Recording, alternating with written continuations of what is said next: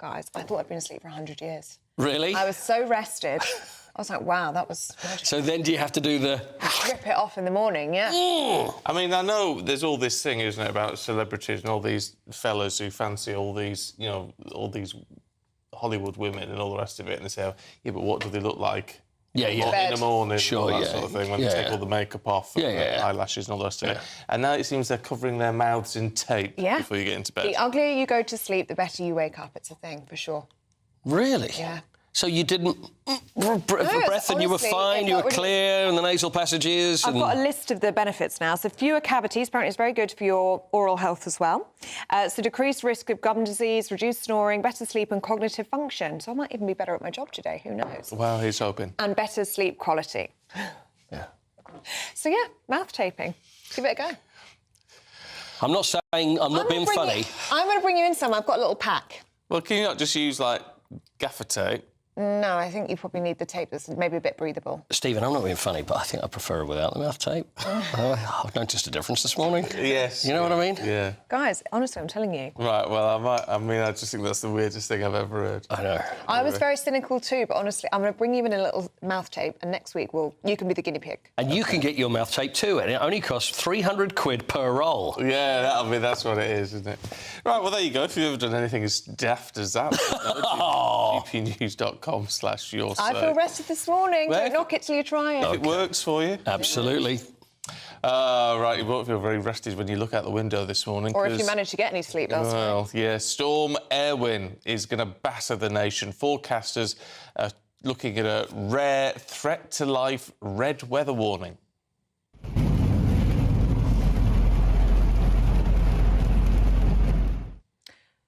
Well, over 4 million people across Northern Ireland and Scotland received emergency alerts from the Met Office last night with guidance on how to stay safe ahead of the raging storm. Well, thousands of schools have closed. Local authorities are warning that commuters should avoid travel at all costs. Well, let's speak now to GB News Northern Ireland reporter Doogie Beattie. I hope you're OK there, Doogie. How's it looking where you are? Well, good morning and welcome to Ballywalter in County Down. This is right next to the Irish Sea. Now, you can't see because it's so dark behind us at the moment. The waves are actually breaching over the top of the harbour, and it is the gusts. I could be standing there and in the next few seconds, huge gusts come in, and they are the damaging gusts. They hit Galway, Skibbereen and Cork last night. They have done a lot of damage structurally to many properties across the Republic of Ireland. There are power outages. We're expecting the worst of it in about an hour's time here in Northern Ireland. And as you say, we have had those alerts, warnings. All our schools are closed. In fact, it's even hard to find a supermarket that has stayed open, which is maybe a little bit too much, to be honest. But so far, Northern Ireland is just bracing itself for what is coming at about 7 o'clock this morning. And I can tell you right now, winds are picking up here on the coastline, the Irish coastline. It's due to travel up the coast towards Larne, etc., and then make its way back round, coming through mid-Ulster, straight across and across the Irish Sea.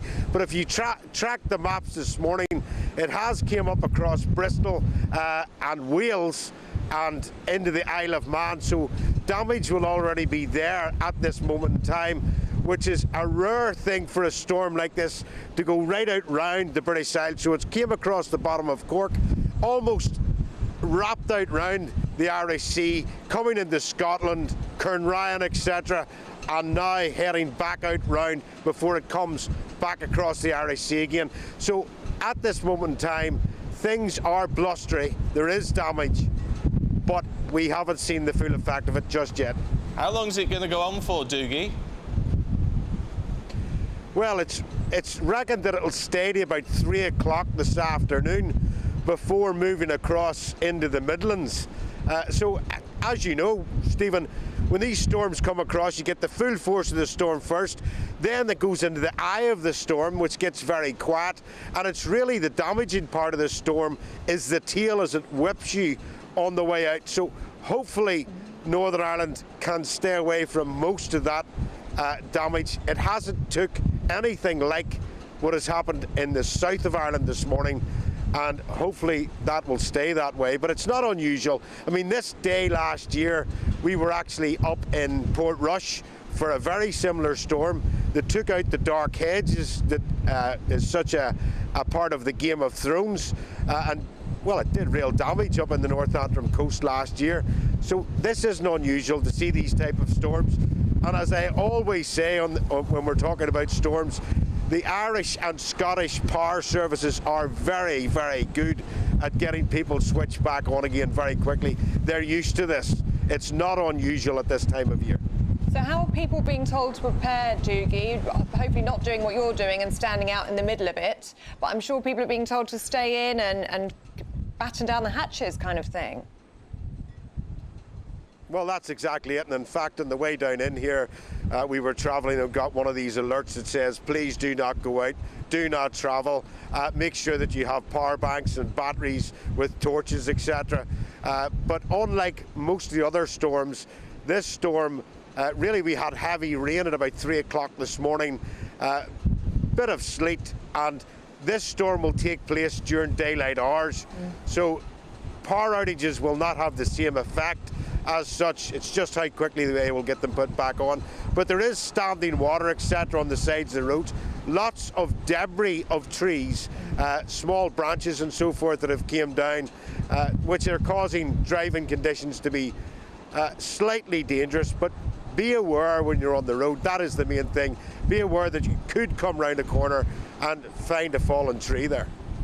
OK. Doogie, for now, thank you very much indeed. Catch up with you a little bit later on. And stay safe. Yeah, I mean, I have to say, even before it's hit, I mean, the drive down this morning was terrible. How are you? Well, it was really bad, and this is before it's properly kicked in. So was your car rattling as you came down? It's more the rain. The rain was torrential. Absolutely torrential. So visibility was poor, was it? I just think if you don't have to go out today, really don't. And then even getting into London where the rain's not so bad, the wind's terrible here, even here. At this time, and we're not going to see the worst of it by a long way. So if you are properly in the path of the storm, just be really careful today. Yeah, maybe stay in today and watch GB News. Yeah, I should think so. Let us know how it's looking where you are. gbnews.com/yoursay. Now, Axel Rudikabana has been jailed for life. He will serve a minimum term in prison of 52 years. Now, his punishment is thought to be the longest handed to a killer of his age.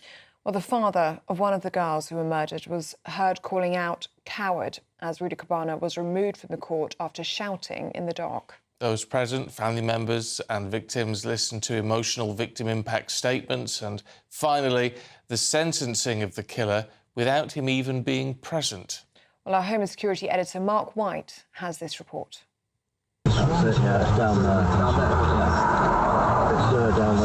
In the back of a local taxi, this is Southport killer Axel Rudikabana, just moments before he shattered the innocence of a children's dance class in the most horrific way imaginable. There would be no payment for the driver from this violence-obsessed teenager as he suddenly jumps out of the taxi, making his way towards the entrance of the Heart Space venue. It's so incredibly heartbreaking to watch these images as in the background music can clearly be heard from the Taylor Swift themed dance class inside, as the youngsters here had no idea of the evil about to enter their world. 3 of those innocents were murdered. 8 others and 2 adults injured in a sustained stabbing attack that left even the most experienced first responders completely traumatised. Yeah, the events that took place on the 29th of July last year were just truly horrific. I don't think there's any other way to describe it. You know, whilst we've heard the sentencing this week of Axel Rudikabana, which is positive, you know, my thoughts remain with the families of Elsie, Bibi and Alice, the other girls and adults that were injured and those that have been traumatised by what they saw on that day. Just truly horrific. This is the same model as the chef's knife Rudakabana bought on Amazon and used in the attack. Although he refused to speak to investigators, he was overheard on an audio recording muttering to himself in police custody, saying he was glad the young girls were dead and satisfied he'd achieved what he set out to do. Multiple failings by state agencies have only served to compound the grief and the anger of the bereaved families and the wider community. Aged just 13, this twisted and violent young man began taking knives to school. He admitted to doing this on 10 separate occasions. He openly bragged of his desire to carry out a school massacre. But despite 3 separate referrals to the Prevent Counter-Extremism programme, no action was taken. Axel Rudakabana first became known to Children's Social Care in 2019, following referrals from the police into the multi-agency Safeguarding Hub. A strategy discussion, which is a multi-agency meeting involving key professionals, in this case social work, early help, police, health and education, met to plan actions and share information following the attack that took place in the school. This is Rudakabana near his Lancashire home a week before the Southport attack, calling a taxi with the likely intention of carrying out an attack at his former high school. His father intervened and begged the taxi driver not to drive him there. It's not known exactly what his family knew about his attack plans and whether any of them could face prosecution. But at the family home, police discovered paraphernalia used by the teenager to make the deadly biological toxin ricin, a quantity of which was found in this Tupperware box. A PDF document with information linked to an Al-Qaeda training manual was also found within days of the attack. Yet it took 3 months before authorities finally revealed to the public he would also face a terror charge and biological weapons charge. Those charges came months after the widespread disorder, fueled by anger and suspicion that the public were not being told key facts about the suspect. The Prime Minister and others have admitted facts were withheld. Police said they wanted to reveal more information to help counter public misinformation, but were prevented from doing so by the Crown Prosecution Service. The CPS said to do otherwise could have led to the collapse of the case.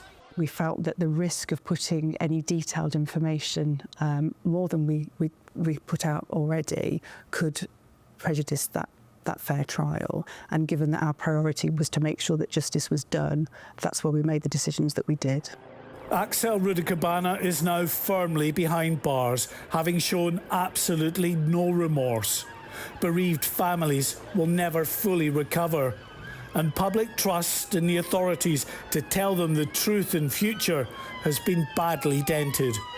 Mark White, GB News, Merseyside.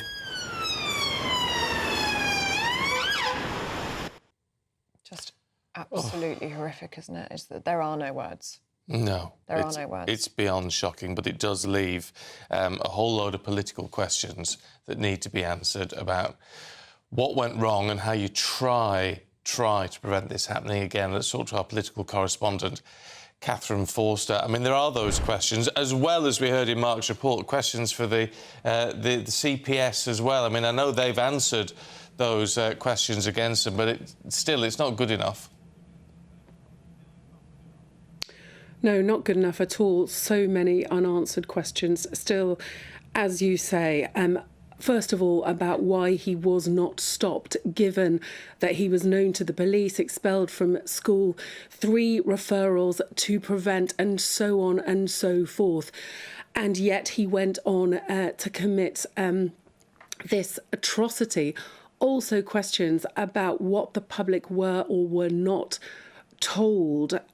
We know that the police said that they wanted to give more information, but that the Crown Prosecution Service stopped them from doing that. Now, the Prime Minister, speaking yesterday, has said that this atrocity is one of the most harrowing moments in our country's history, and we owe it to those affected to deliver the change they deserve. The Home Secretary has said similar, and has said that she will lay out details of the public inquiry soon. Chris Philp, the Shadow Home Secretary, has said that Rubica Garner should never be released.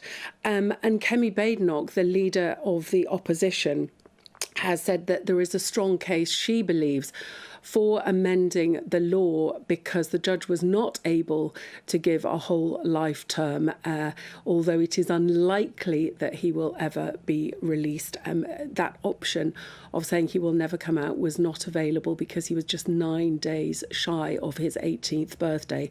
The Conservatives saying that they think potentially judges should have discretion. She also talked of the legacy of mistrust that has been sown across the country. And also she said that she thinks it's absurd that we are debating online knife sales more than we are integration and how we safeguard our society from extremists. Reform for their part. Nigel Farage has called for the Director of Public Prosecutions to resign.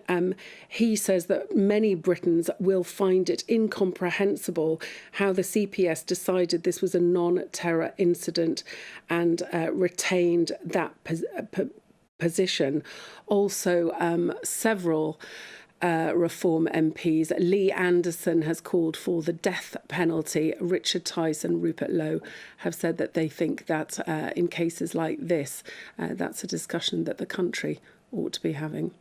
OK. Catherine Forster, thank you very much. Apparently those are the kind of conversations that were taking place in the canteen yesterday outside of the courtroom between journalists and people that were in the courtroom talking about the fitting punishment to a man like this, Axel Rudiker-Barner. It's whether you believe in the death penalty or not, I think, and some people do, some people don't. I'll tell you what I find a little bit odd is a lot of the papers, and it's quite right. I mean, as Catherine was saying, you know, should judges have more discretion to impose whole life tariffs in situations like this? And I think looking at this, most people would agree that they should. They should, yeah. However, you also have to look at this and say, well, it's got a life term with a minimum of 52 years. He's not going to even be considered for getting out until he's 70. And even then, it may well not happen. So it's, in effect, a whole life term anyway. Yes, So, but then you've got Patrick Hurley, who's the Labour MP for Southport, saying that it was unduly lenient, that 52 years still isn't good enough. I don't think you can call 52 years lenient, can you? Well, I think that's playing politics almost with it all. It is very, very likely he will die in prison. Yeah. And actually, you know what prisons are like for child killers and things. It's going to be a very rough ride for him. Yeah, you can imagine the other prisoners aren't going to take too kindly to him. But part of the horror of yesterday was the behaviour of Axel Rudiker-Barner, wasn't it? Shouting and screaming, saying he didn't feel very well, that he wanted to see a paramedic, that he wasn't able to sit and sit through his sentencing. What a shame. All about himself and all about his own needs, when clearly we're talking about the murders of 3 little girls and 8 little girls who have life-changing injuries as well. So many questions this morning about that behaviour in the courtroom. And it leads to our poll of the day this morning, which is, should judges have the power to force criminals to appear in the dock to receive their sentences? Because Axel Rudiker-Barner was not in the dock yesterday. He left the courtroom twice and was not there for the sentencing. So do let us know what you think on that poll. We'll bring you the live results throughout the day, so make sure you stay tuned. As always, they'll be announced later in Martin Daubney's show. If you want to get involved, just head to gbnews.com/poll, or you can scan the QR code on your screens. I mean, I don't understand why judges cannot. I mean, if someone is... Surely the judge has to give permission for someone to be allowed to be removed from the dock. He had to ask for him to be removed twice yesterday. I mean, you just keep him there. Even if they're disrupting proceedings? Even if they're disrupting proceedings, I would just keep them there. The idea that someone can not have to stand there and face justice, quite literally, when they're sentenced, is ludicrous. Yeah, even if they are shouting and screaming. Yeah, I think them most people would agree with that. Let them shout and scream. And for the families as well, because there were victim impact statements yesterday, they wanted to speak directly to Axel Rudakabana. So many of them actually said, you're a coward and what you did was evil. They wanted to say it to his face, and they were denied that opportunity because he wasn't there. Oh, I can imagine it's very difficult for them. It's just beyond comprehension, frankly, for most of us, isn't it? Thankfully, for most of us, just can't imagine what those families are going through. And looking at the details, as we were saying this morning. Which we're not going to go through the details here because it's too grim for a breakfast show. But if you read it in the papers... It's a lot worse than you can imagine. It's just... Is what we will say this beyond morning. comprehension. Yeah. Anyway, look, let's move away from that and get a check on the weather for you, because Storm Erwin is hitting us, or most of us. Well, we're going to feel the impacts right across the country. So it is a pretty bad day weather-wise. You'd be well advised just to stay home if you can. Let's get all the details with Honor.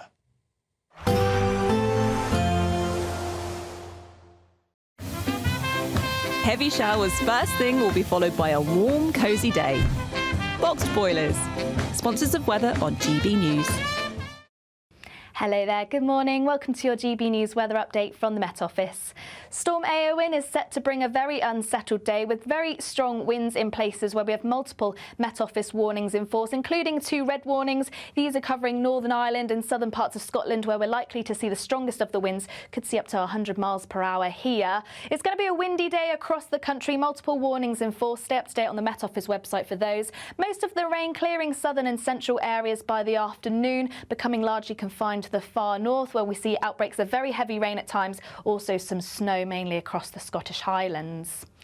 Temperatures round about average for the time of year, but those strong winds are set to continue, particularly as we head into the evening. Lightning off across parts of the south, but in areas of the north we'll continue to see those heavy outbreaks of rain. Still some outbreaks of snow, mainly across hills, but we could see some to lower levels too. Very strong winds set to continue, particularly around coastal areas, but the rain set to ease across Northern Ireland, northern parts of England too, and once again across central and southern UK, most of the rain becoming fairly confined to the very far south east.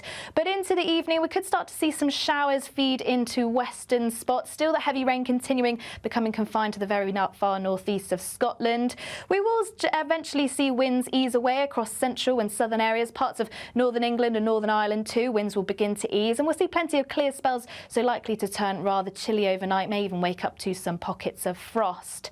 Still extremely windy across northern areas though, where we'll still have warnings in force as we head into Saturday for a time, but on the whole it's likely to be a slightly more settled day compared to Friday. Saying that though, we are eventually going to see some showers start to move in from the west. These could be quite heavy at times with some hail, also some thunder. May even see some winteriness across the hills as these move in, but across the very far east and southeast likely to remain dry and lighter winds compared to Friday. Expect a warm front, moving from the kitchen right through to the rest of the house. Boxed Boilers, sponsors of weather on GB News. Talking about Storm Erwin that's about to hit us all this morning about 7 a.m. Stuart's been in touch. He's from Cumbria like you, he says. Yes, good man. He's been up since 3 a.m. We live right in front of the sea. Already we've lost one slate off our roof and we can hear another one banging. He says it's absolutely wild here. So do let us know if it's affecting you already this morning. gbnews.com/you'll-say. Stay safe. It'll be a bit of work Stay for inside. roofers. If you're a roofer, let us know. Yeah. You'll be having a good couple of weeks. All the panels in your garden. Yeah. That'll be another one. It will be. Right, still to come, the Grenadier Guards are heading back to Buckingham Palace. We'll get the latest from Cameron Walker in just a moment.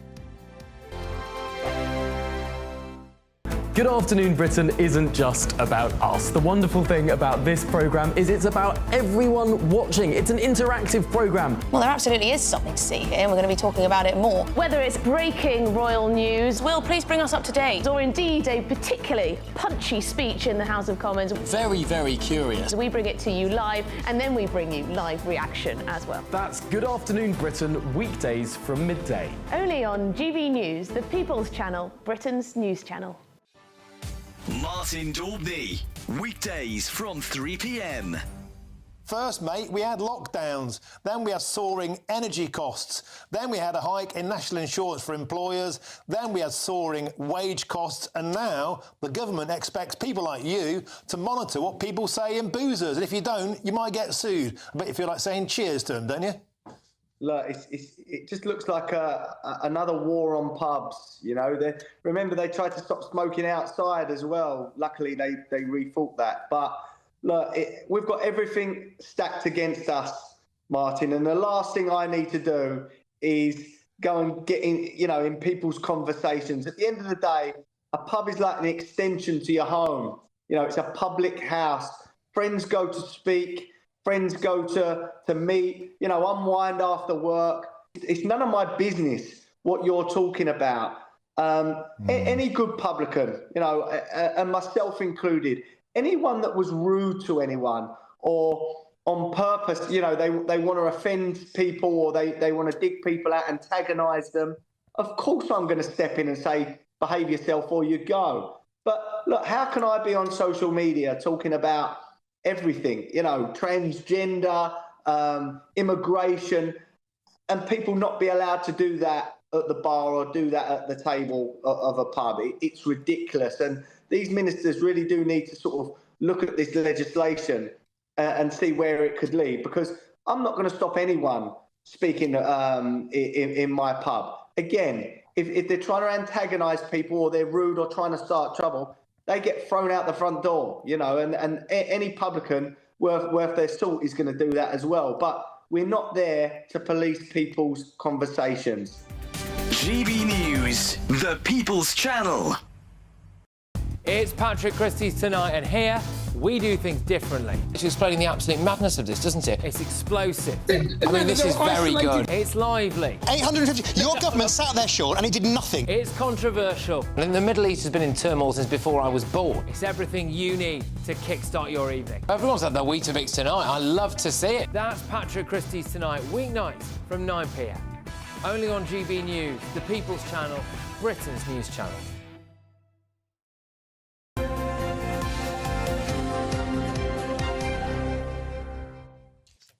Now it is 6:30, and the Grenadier Guards are set to return to Buckingham Palace after 5 years on operational duty. Well, members of the regiment were deployed around the world, including to Iraq, the wider Middle East and the Falklands. Well, on Thursday, the 1st Battalion Grenadier Guards were inspected to ensure they were ready to take up ceremonial public duties for His Majesty the King. Cameron Walker has the story.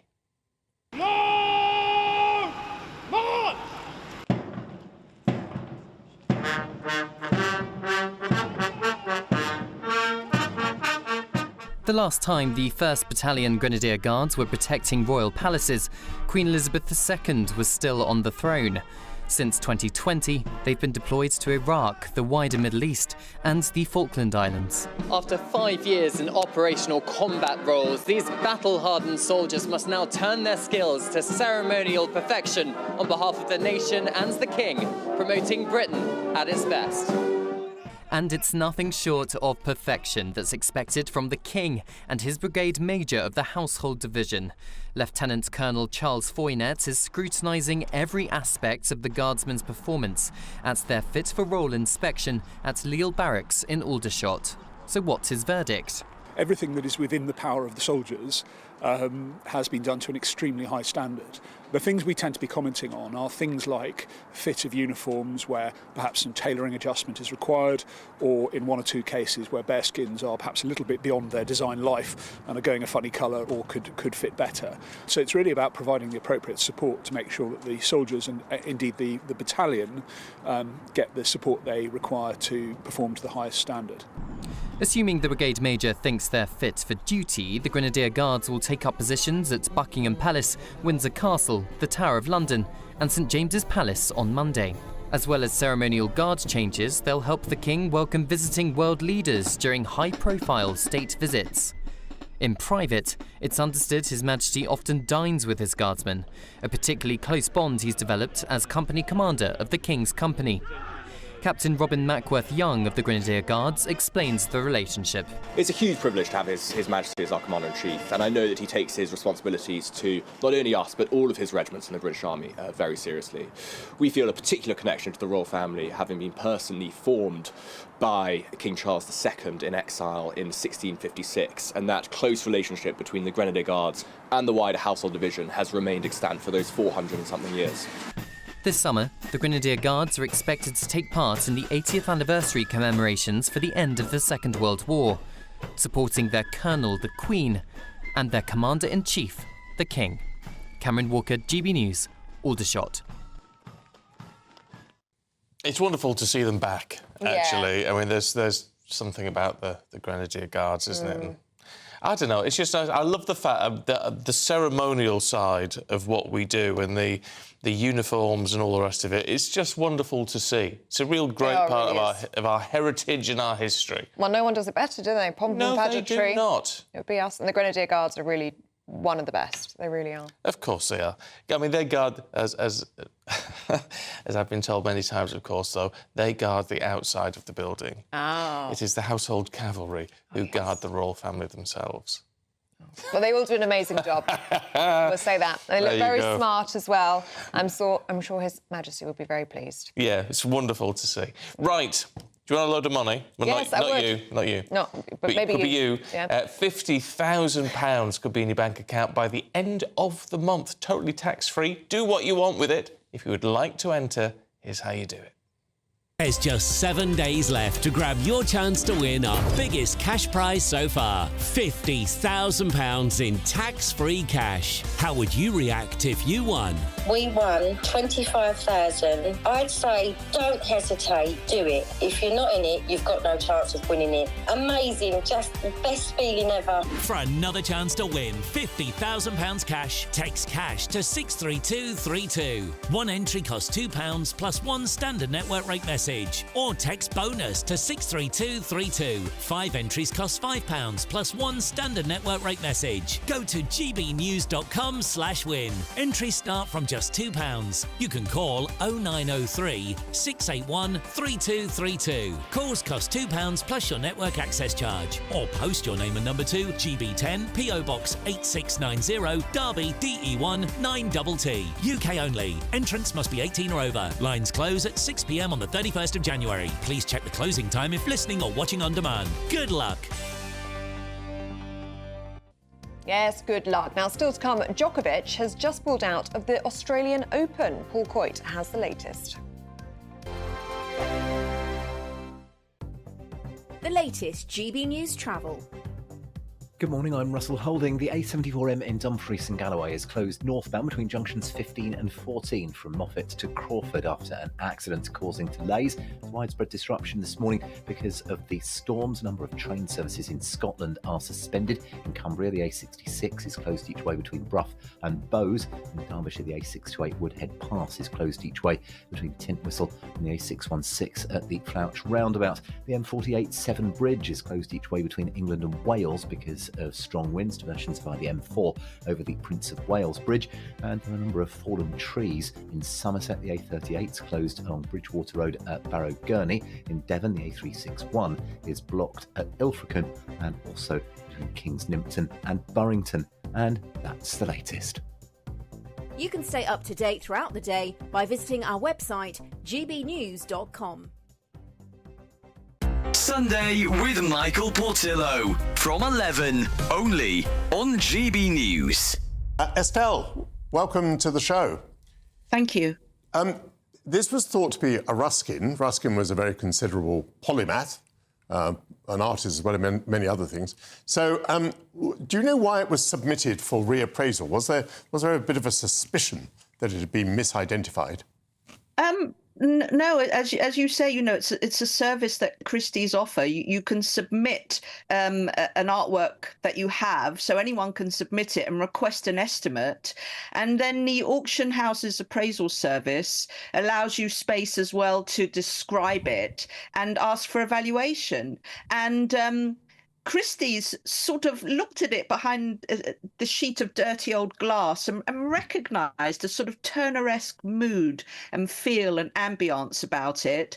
And because there was this close relationship between Ruskin and Turner, which is fascinating, we'll come on to that shortly, but they sort of felt, well, the brushstrokes are very strong, the line is very economic, and the colour of the palette seems to be rather Turner-esque. And then they called in a specialist paper historian who confirmed that actually the paper that was used was one that Turner favoured himself. So yes, it was originally considered to be by Ruskin, but then we discovered something more magnificent. And don't forget, what's really interesting, now it's for sale. The lucky buyer is not just buying a picture. The lucky buyer is buying a life story, a relationship that actually changed the course of art history because of the relationship between Ruskin and Turner themselves. GB News, the People's Channel.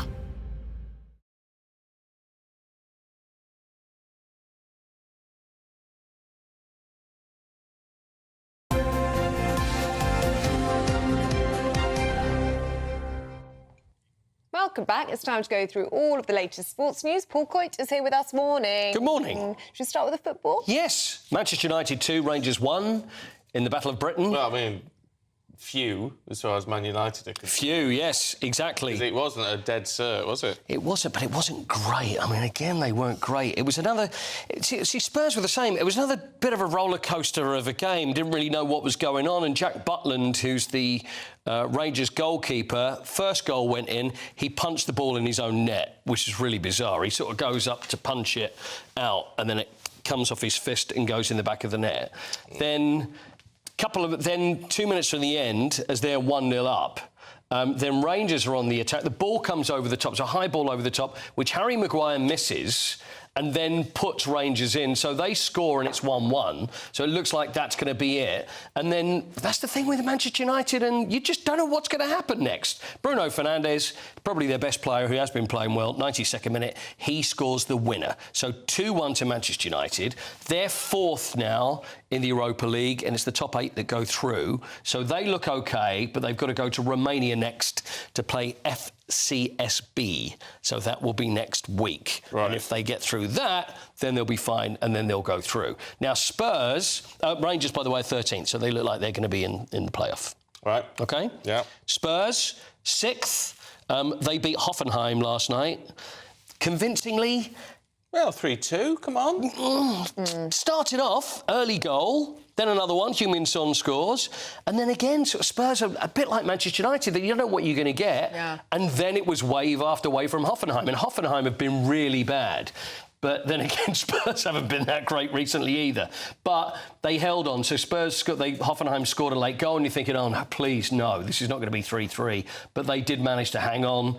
So 3-2 final score. So they are 6th, and they've got one more game against Elfsborg from Sweden. That's going to be next week as well. So they both won. Yeah, good. But, you know, not so good for Rangers. By the skin of their teeth. Yeah. Now, let's have a look at tennis. Now, this has happened only recently. This just happened a couple of hours ago. Novak Djokovic, playing in the Australian Open, had to retire after one set, so he's out. Is this his injury that he's been struggling with? Yeah, it is. It's that leg thing that's been playing. You know those leg things? Yeah, I've got a couple. Yeah, he's got a couple of those. Anyway, let's have a look, shall we? So Novak Djokovic then playing Alexander Zverev. It got to the final... Well, I say it got to the final set. Actually, it got to the end of the first set because they got to a tie-break. So then it was won by Zverev, and then it was straight after that he then retired. So let's have a look and see what happened. Right, so there's Zverev. We've done it back to front. So let's see a bit of the action, shall we? Let's see the action, and this is right at the very end, hopefully. You know, they give everybody stick. They're very vocal. Even if you just look at somebody funny, then you get booed. So really, a great champion like that, you cannot argue with the fact that he's pulled out. He desperately wants to win the title again. Desperately wants to win another Grand Slam. But when you're injured, you're injured. So after that first set, he knew he couldn't go on. Walked out. So there's the big wave to the crowd. He should have got a really good reception. Some he did get decent reception from, but there's still the booze. I think it's more the fact that you get... You wouldn't have done it lightly. No, they paid probably the money thinking, you know, we're going to see a great game, and then they didn't actually get to see it because he pulled out. So anyway, Djokovic is out. Can we have a quick look at Jim Ratcliffe? Because he's fallen out with Sir Ben Ainsley. Yes, Sir Jim and Sir Ben. Both of them, you can imagine your real alpha male type. Yeah. You know, and both wanted to win the America's Cup. So Sir Jim funded it, the Ineos Britannia America's Cup, because we talked about this, didn't we, when it was going on a few months ago. So they didn't win it, but they got to the final for the first time. They got to actually compete it for the first time in, like, 60 years. But there's Sir Jim there outside Old Trafford, so, you know, he's actually made more enemies, and it looks like Sir Ben Ainsley is one of them. So Sir Jim announced... with Ineos, no longer part of the Ineos Britannia team, but committed to fund another America's Cup challenge without him. Unfortunately, Ineos Britannia and Sir Ben could not find agreement in terms to move forward following the America's Cup, because the idea, it was thought that they were going to go together for the next one. And then Ainsley has come back saying the British challenger for the 38th America's Cup, led by Sir Ben Ainsley, was astounded to read today's statement. This plan raises significant legal and practical obstacles for them that will play out in the coming days and weeks. Right. And they've already got another team. So trouble at Mill doesn't look good, and they're not going to be working together in the future. All right. Paul, thank you very much indeed. Thank you. Now, if you're in search of some winter sun, here's the forecast for some of the top European holiday destinations. Ready to soak up that holiday sunshine? Won't we need some cover? No worries. All sorted. All Clear Travel Insurance sponsors GB News Travel Destinations Forecast. Unsettled at times across western parts of Europe. This includes Portugal, Spain and parts of northwest France. We're likely to see some heavy rain, also some strong winds at times. Largely settled across Tenerife, but Madeira, parts of Portugal, Spain, northwestern France could see some showers merging into longer spells of rain at times, and also some strong winds. As we head further east, largely settled across Rome and also parts of Greece, but a chance we could see some showers here as we head into next week, with the best of the temperatures across Tenerife. All Clear Travel Insurance sponsors GB News Travel Destinations Forecast. This is Britain's Newsroom, where your voice matters. It's just astonishing. With expert analysis and honest opinion, we don't just keep you informed. We bring you unique perspectives you won't see anywhere else. Can't argue with any of that. When the news happens, it happens here. On Britain's Newsroom, weekdays from 9:30 a.m. Only on GB News. Good afternoon, Britain. Weekdays from midday. People living with obesity are people, and they deserve the right for treatment and care as much as anyone else. What we need to understand is that obesity is a chronic condition, or a disease, as some people call it. It's not a choice.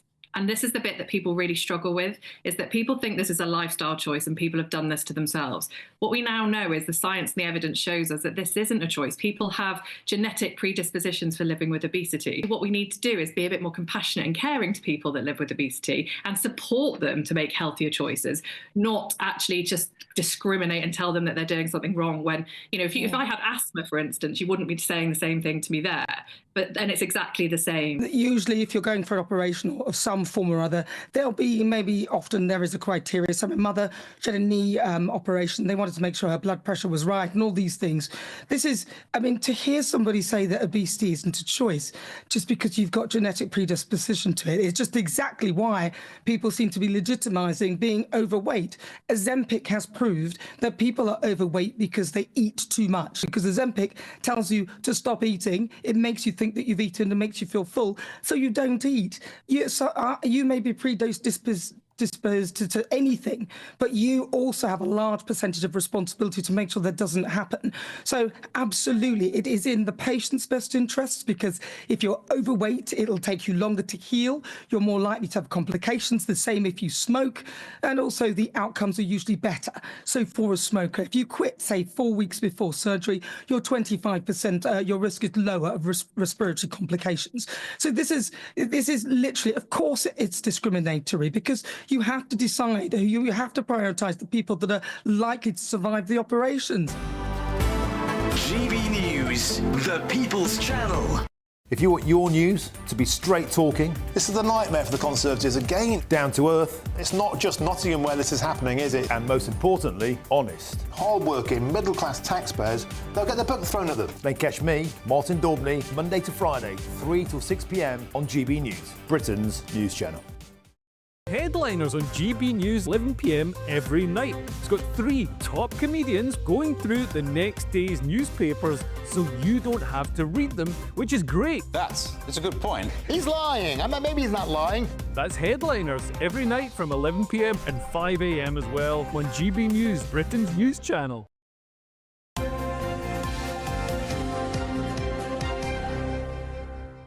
6:48, time for the papers. Charlie Rowley and Andy Williams are here. Good morning, you two. Good morning. Charlie, let's have a look at the Telegraph and the Daily Mail, and I mean, it's in all the papers really this morning.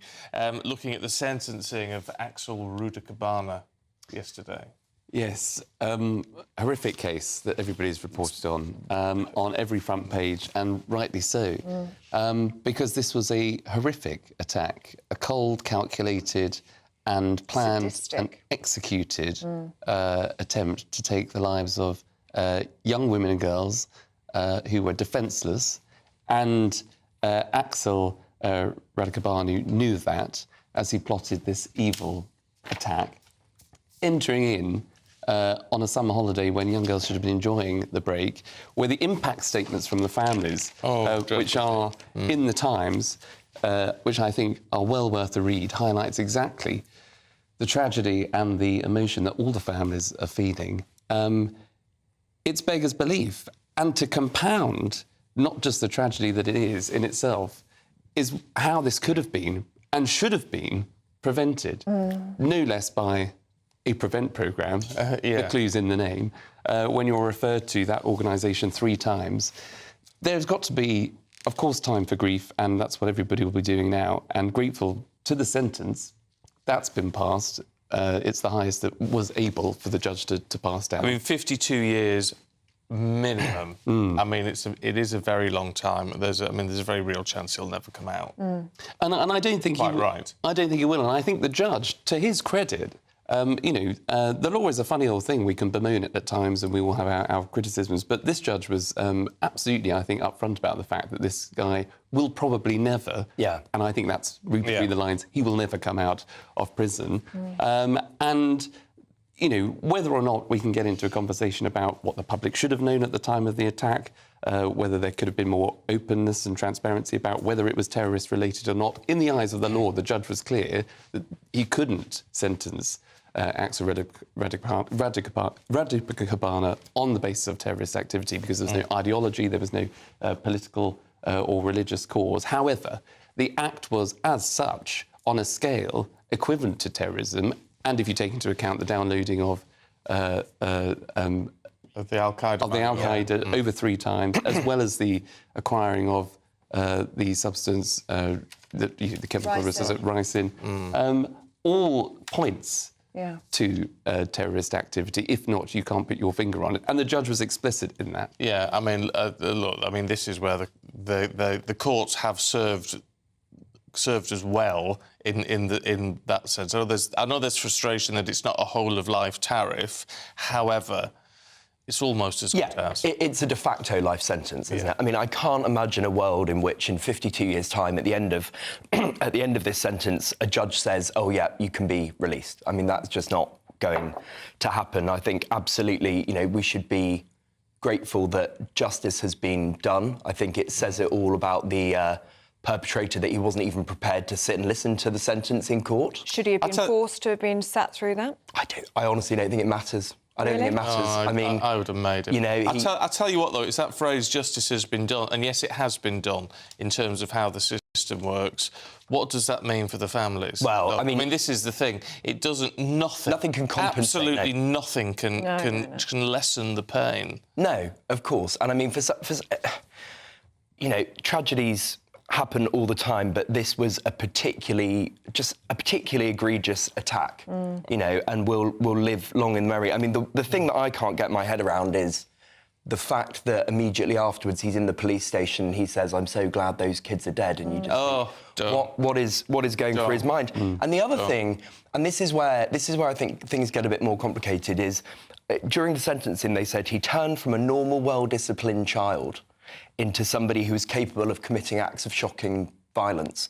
And we'll never know, but what was the switch in his head? What happened? Was he radicalised? Did something just happen in his brain? We don't know. And that's where I think it's absolutely right that there is an inquiry to work out where were the missed opportunities, where was the breakdown in among institutions in communication. But I'm afraid that sometimes people will do absolutely horrific, senseless things, and to some extent, you know, what can you do? And there's questions as well for his family. Axel Rudikabana's parents, I'm sure, are going to be spoken to as part of this inquiry. But we now know that his father dragged him out of a taxi the week prior. Axel Rudikabana had a knife with him. He's trying to go to his old school to seemingly commit another attack. And I think his parents called the police 4 times in 6 months to ask for help. Yeah. And this goes back to 2019, you know. So it's not as if the signs weren't there, and it's not as if the authorities haven't had an opportunity to intervene. And you're right, the parents will obviously, God knows what they're thinking. But, you know, from the chief constable at Merseyside Police that gave a statement yesterday, interestingly, and you know, lots of questions for the authorities and the heads of those. How many red flags do you need? Right, gents, we've got to leave it there. Let's have a look at the weather.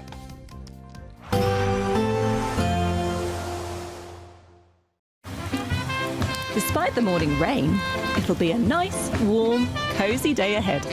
Boxed heat pumps, sponsors of weather on GB News. Hello there, good morning. Welcome to your GB News weather update from the Met Office. Storm Eowyn is set to bring a very unsettled day with very strong winds in places where we have multiple Met Office warnings in force, including 2 red warnings. These are covering Northern Ireland and southern parts of Scotland, where we're likely to see the strongest of the winds. Could see up to 100 miles per hour here. It's going to be a windy day across the country. Multiple warnings in force. Stay up to date on the Met Office website for those. Most of the rain clearing southern and central areas by the afternoon, becoming largely confined to the far north, where we see outbreaks of very heavy rain at times, also some snow mainly across the Scottish Highlands. Temperatures round about average for the time of year, but those strong winds are set to continue, particularly as we head into the evening. Lightning off across parts of the south, but in areas of the north we'll continue to see those heavy outbreaks of rain. Still some outbreaks of snow, mainly across hills, but we could see some to lower levels too. Very strong winds set to continue, particularly around coastal areas, but the rain set to ease across Northern Ireland, northern parts of England too. And once again across central and southern UK, most of the rain becoming fairly confined to the very far south east. But into the evening we could start to see some showers feed into western spots. Still the heavy rain continuing, becoming confined to the very far northeast of Scotland. We will eventually see winds ease away across central and southern areas, parts of northern England and Northern Ireland too. Winds will begin to ease, and we'll see plenty of clear spells, so likely to turn rather chilly overnight, may even wake up to some pockets of frost. Still extremely windy across northern areas though, where we'll still have warnings in force as we head into Saturday for a time, but on the whole it's likely to be a slightly more settled day compared to Friday. Saying that though, we are eventually going to see some showers start to move in from the west. These could be quite heavy at times with some hail, also some thunder. May even see some winteriness across the hills as these move in, but across the very far east and southeast likely to remain dry and lighter winds compared to Friday. There will be a light breeze in the morning, leading to a warm front. Boxed heat pumps, sponsors of weather on GB News. The latest GB News travel.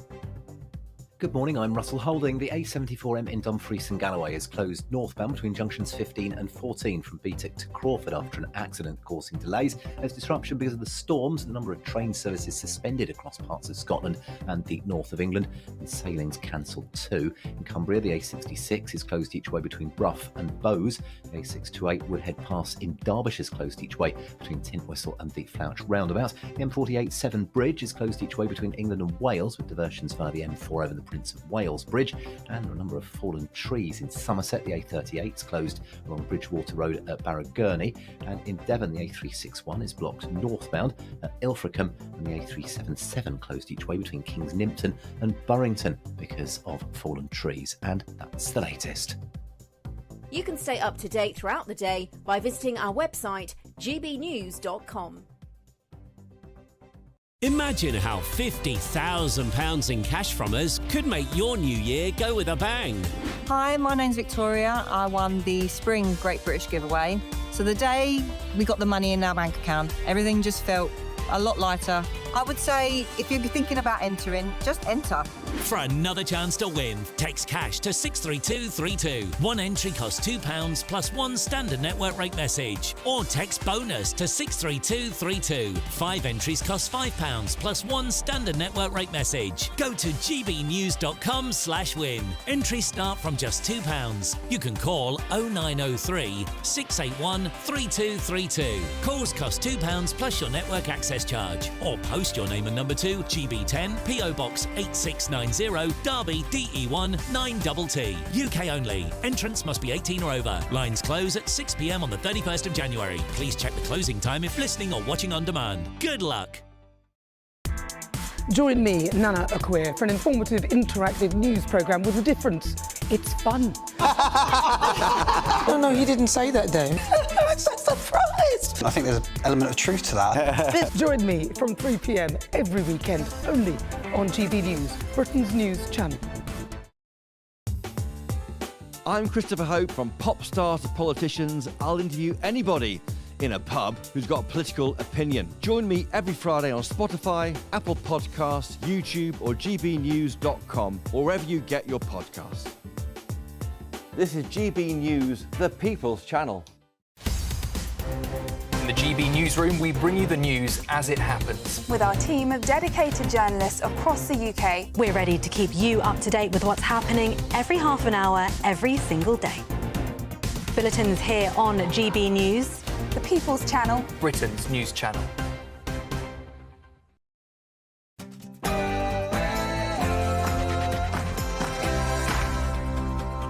Do you need another story? Good morning. The worst storm of the century. Storm Erwin batters Britain with hurricane-force winds expected to reach up to 100 miles per hour in some parts of the country. Hundreds of schools are closed, flights cancelled, trains delayed as the Met Office issues a danger to life weather warning. Driving rain and heavy winds are now starting to pick up in Northern Ireland. All night, the Republic of Ireland has been battered with those damaging, disrupting winds, and you're advised to stay at home.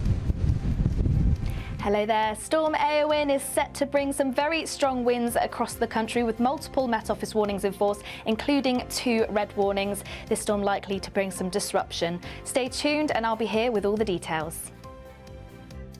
A life behind bars for the Southport killer. Axel Rudakabana will likely die in prison after he receives a 52-year sentence for the murder of 3 little girls. One of the most harrowing moments in our country's history. Those are the words of the Prime Minister, promising change, but still so many unanswered questions. The Grenadier Guards are set to return to Buckingham Palace after 5 years on operational duty. And finally, find out just how many Oscar nominations went to British talent and who got the cold shoulder. Elton's okay, right? He hasn't got the cold shoulder. I don't know. Elton's okay. He's up for an award, I think. Well, we'll find out later. That's about the former Watford chairman. But now the sport. Novak Djokovic has retired injured from his Australian Open semi-final against Alexander Zverev this morning. Manchester United get a very late winner in the Battle of Britain against Rangers as Spurs squeeze past Hoffenheim, and Norway has ditched VAR. It's just gone 7 o'clock. I'm Stephen Dixon. I'm Ellie Costello, and this is GB News Breakfast.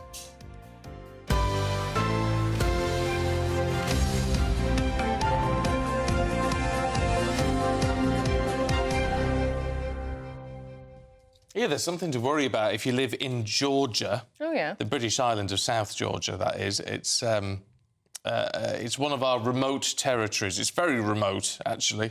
But there's an iceberg heading towards it. Oh, is there? And it's the world's biggest iceberg. World's biggest iceberg? The world's biggest iceberg. Is it bigger than Georgia? Well, it's twice the size of London. Oh, God, Good. it's huge. That's a huge iceberg. And whether it's bigger than Georgia or not, I don't know. Probably, actually. Anyway, the island is 870 miles east of the Falklands. Anyway, this iceberg is going to hit. It'll hit. It's hundreds of meters deep, like icebergs. It's not going to sink Georgia like the Titanic, is it? You do wonder, don't you?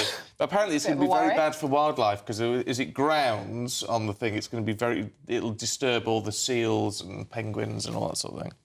Gosh. So it's called A23A. Oh, I've heard about A23A, yeah. 1,350 square miles with 1,300-foot cliffs, and it's heading towards South Georgia. But it can't be. It's not fast, though, is it? It's like very slow, though, isn't it? Well, but what does it matter?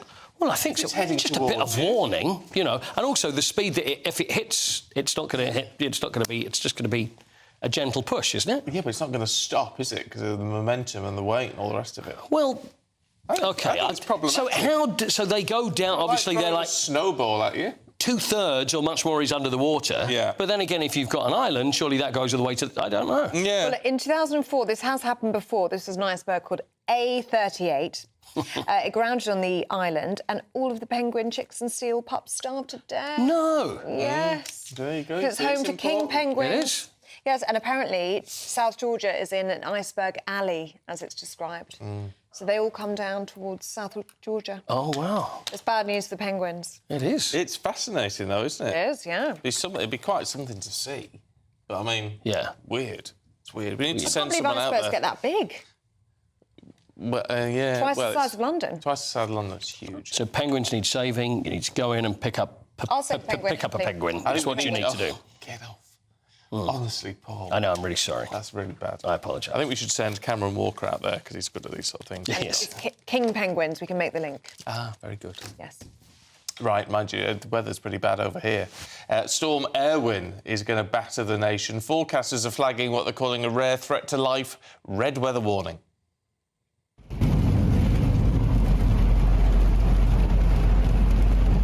Well, over 4 million people across Northern Ireland and Scotland received emergency alerts from the Met Office last night with guidance on how to stay safe ahead of the raging storm. Thousands of schools are closed. Local authorities are warning commuters to not just avoid travel at all costs. Well, with us now is GB News Northern Ireland reporter Doogie Beattie. How's it looking where you are, Doogie?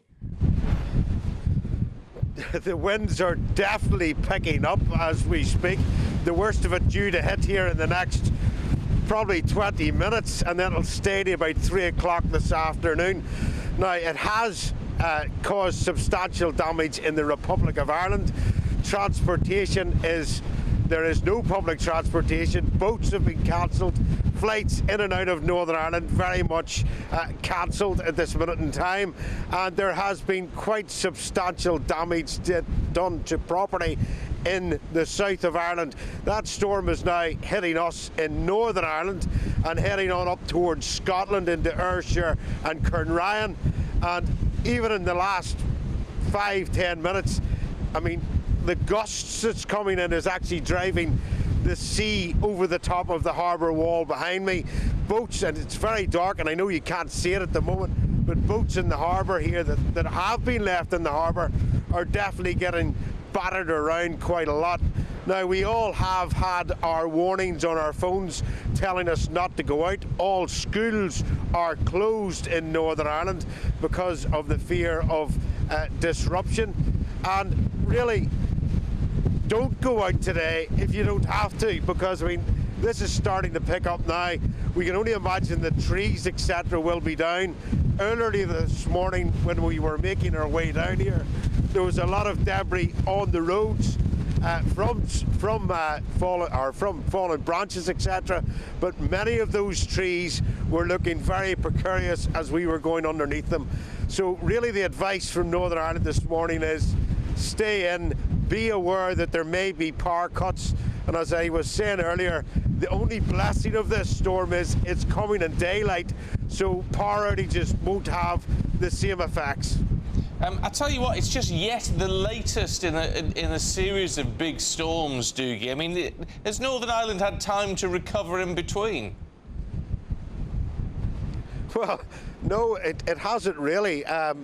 Within the last few weeks, we've had quite a few breezy days, let's say, but it's not uncommon in Northern Ireland. It's definitely not uncommon on the west coast of Ireland. I mean, the power suppliers here are very, very skilled at putting power back on again because we're used to this. This time last year, we were standing in Portrush and there was quite a storm there as well. But I mean, it is winter storms. They are normal, but you really are advised to stay at home and try and keep yourself pretty much warm.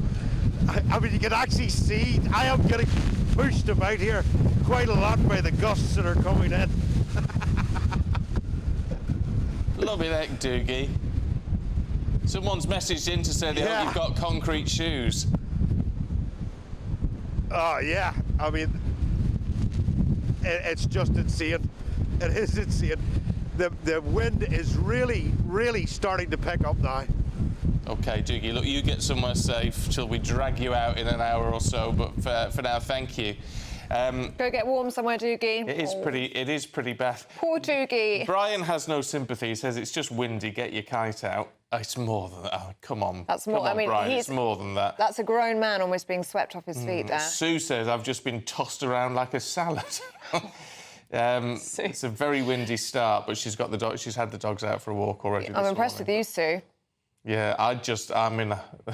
And Nigel says, get poor Doogie out of the storm and put him indoors to dry off. Yeah. I mean, it's grim, isn't it? He needs a large cup of tea or a hot chocolate to warm him up before we speak to him in an hour. But it is set to be the worst in this hour now, so 7 a.m. to 8 a.m. So hopefully you're all staying safe and dry indoors. Yes, let's Don't go hope out so. unless you absolutely need to, would be the advice.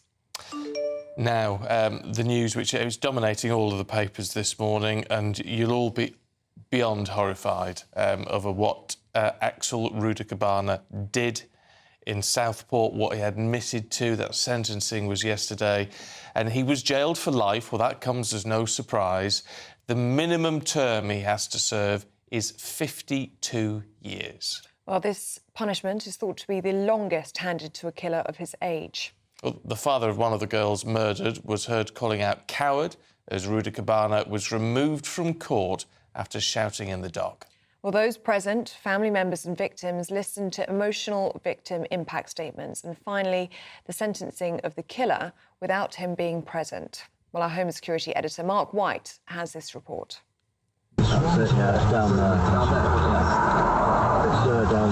In the back of a local taxi, this is Southport killer Axel Rudikabana, just moments before he shattered the innocence of a children's dance class in the most horrific way imaginable. There would be no payment for the driver from this violence-obsessed teenager as he suddenly jumps out of the taxi, making his way towards the entrance of the Heart Space venue. It's so incredibly heartbreaking to watch these images as in the background music can clearly be heard from the Taylor Swift themed dance class inside, as the youngsters here had no idea of the evil about to enter their world. 3 of those innocents were murdered. 8 others and 2 adults injured in a sustained stabbing attack that left even the most experienced first responders completely traumatised. Yeah, the events that took place on the 29th of July last year were just truly horrific. I don't think there's any other way to describe it. You know, whilst we've heard the sentencing this week of Axel Rudikabana, which is positive, you know, my thoughts remain with the families of Elsie, Bibi and Alice, the other girls and adults that were injured and those that have been traumatised by what they saw on that day. Just truly horrific. This is the same model as the chef's knife Rudy Cabana bought on Amazon and used in the attack. Although he refused to speak to investigators, he was overheard on an audio recording muttering to himself in police custody, saying he was glad the young girls were dead and satisfied he'd achieved what he set out to do. Multiple failings by state agencies have only served to compound the grief and the anger of the bereaved families and the wider community. Aged just 13, this twisted and violent young man began taking knives to school. He admitted to doing this on 10 separate occasions. He openly bragged of his desire to carry out a school massacre. But despite 3 separate referrals to the Prevent Counter-Extremism programme, no action was taken. Axel Rudy Cabana first became known to Children's Social Care in 2019, following referrals from the police into the multi-agency Safeguarding Hub.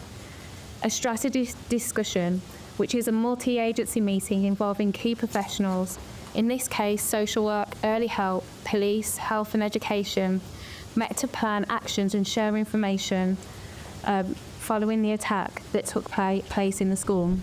This is Rudy Cabana near his Lancashire home a week before the Southport attack, calling a taxi with the likely intention of carrying out an attack at his former high school. His father intervened and begged the taxi driver not to drive him there. It's not known exactly what his family knew about his attack plans and whether any of them could face prosecution.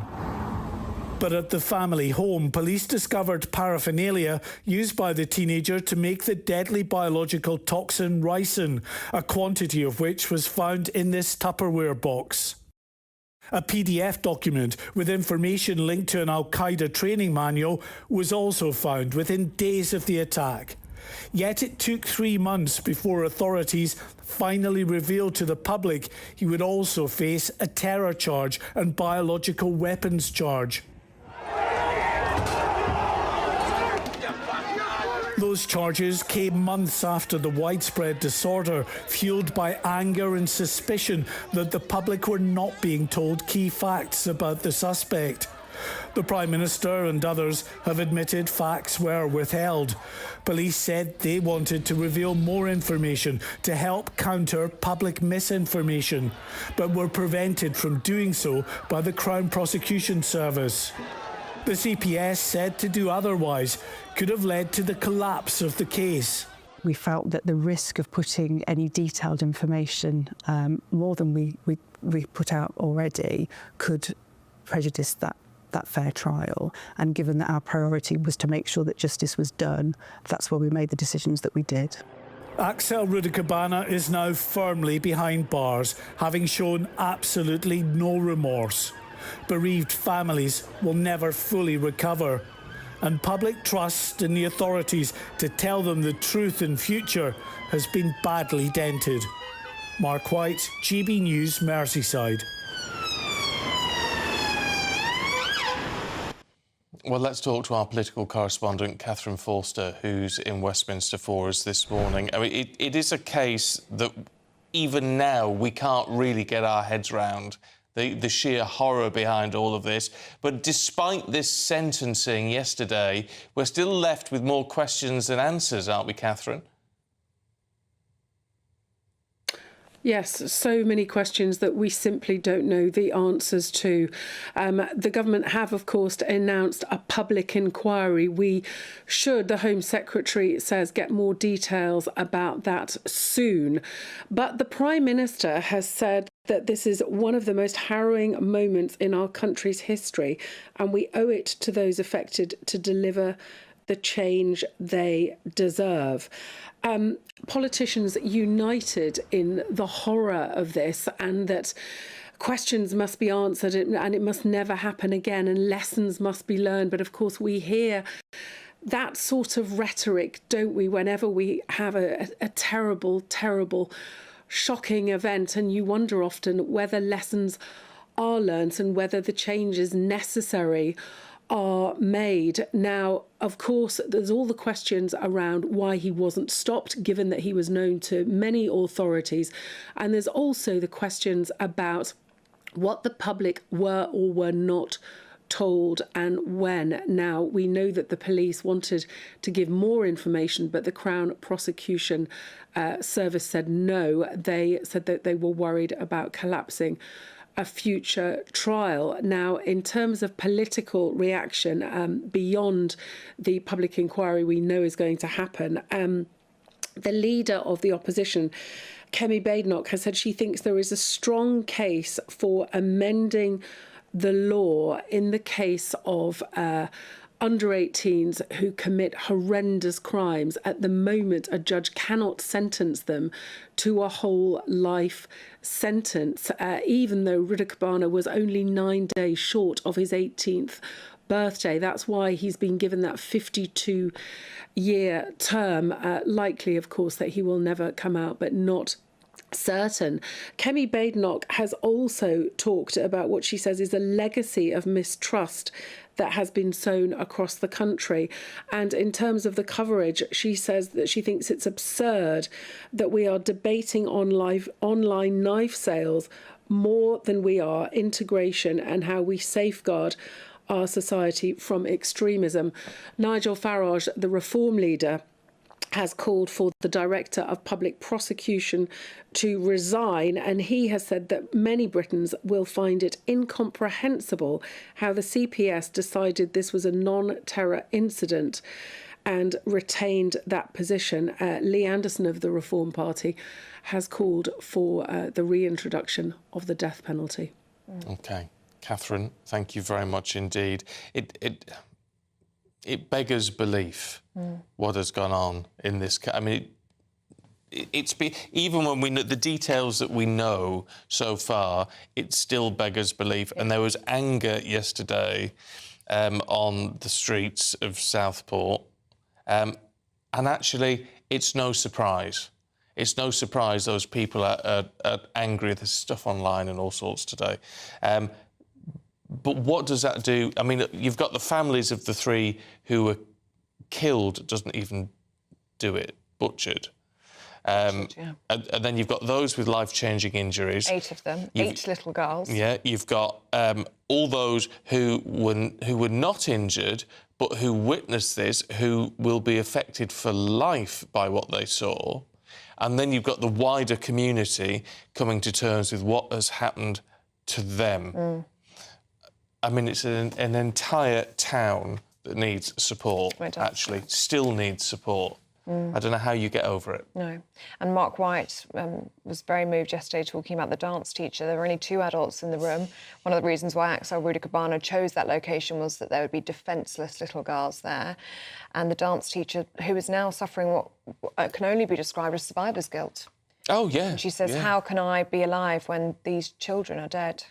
And she couldn't have done any more. She herself was stabbed 5 times, but she feels guilt that she survived and children died. I don't know how you get over it. I don't know how you live with that. And I actually think it was Alice Aguirre's parents, their victim impact statement that was read yesterday, just saying that every day since has been grey and awful. And they can't imagine a day which will be anything with any sort of light in it. Well, they're people with a life sentence, aren't they? That is a life sentence, yeah. Just unbelievable. Anyway, look, we're reflecting on that more throughout the course of the day. Should we have a look at our poll of the day for you today? Because one thing which didn't happen yesterday was Axel Rida Kobana was not in court when his sentence was handed down. So we're asking, should judges have the power to force criminals to appear in the dock as they're being sentenced? We're bringing the live results throughout the day. Final result in Martin's show later. And if you want to take part, go to gbnews.com/poll.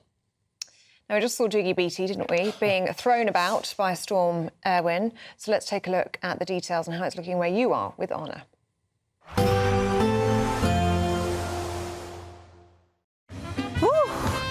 A chilly start will give way to a lovely, warm afternoon. Boxed heat pumps, sponsors of weather on GB News. Hello there, good morning. Welcome to your GB News weather update from the Met Office. Storm Eowyn is set to bring a very unsettled day with very strong winds in places where we have multiple Met Office warnings in force, including 2 red warnings. These are covering Northern Ireland and southern parts of Scotland, where we're likely to see the strongest of the winds. Could see up to 100 miles per hour here. It's going to be a windy day across the country. Multiple warnings in force. Stay up to date on the Met Office website for those. Most of the rain clearing southern and central areas by the afternoon, becoming largely confined to the far north, where we see outbreaks of very heavy rain at times, also some snow mainly across the Scottish Highlands. Temperatures round about average for the time of year, but those strong winds are set to continue, particularly as we head into the evening. Lightening off across parts of the south, but in areas of the north we'll continue to see those heavy outbreaks of rain. Still some outbreaks of snow, mainly across hills, but we could see some to lower levels too. Very strong winds set to continue, particularly around coastal areas, but the rain set to ease across Northern Ireland, northern parts of England too. And once again across central and southern UK, most of the rain becoming fairly confined to the very far south east. But into the evening we could start to see some showers feed into western spots. Still the heavy rain continuing, becoming confined to the very far northeast of Scotland. We will eventually see winds ease away across central and southern areas, parts of northern England and Northern Ireland too. Winds will begin to ease and we'll see plenty of clear spells, so likely to turn rather chilly overnight, may even wake up to some pockets of frost. Still extremely windy across northern areas though, where we'll still have warnings in force as we head into Saturday for a time, but on the whole it's likely to be a slightly more settled day compared to Friday. Saying that though, we are eventually going to see some showers start to move in from the west. These could be quite heavy at times with some hail, also some thunder. May even see some winteriness across the hills as these move in, but across the very far east and southeast likely to remain dry and lighter winds compared to Friday. A nice bright morning will generate a lovely warm day, right through to the evening. Boxed Solar, sponsors of weather on GB News. Now we have a very long list in front of us, multiple pages. It's who's in line to win the biggest awards at this year's Oscars. The noms are out. We're going to tell you all about it next.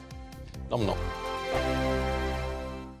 Join me, Camilla Tominey, for a frank and honest discussion with those in power that cuts through the spin and gets to the heart of the issues shaping our nation.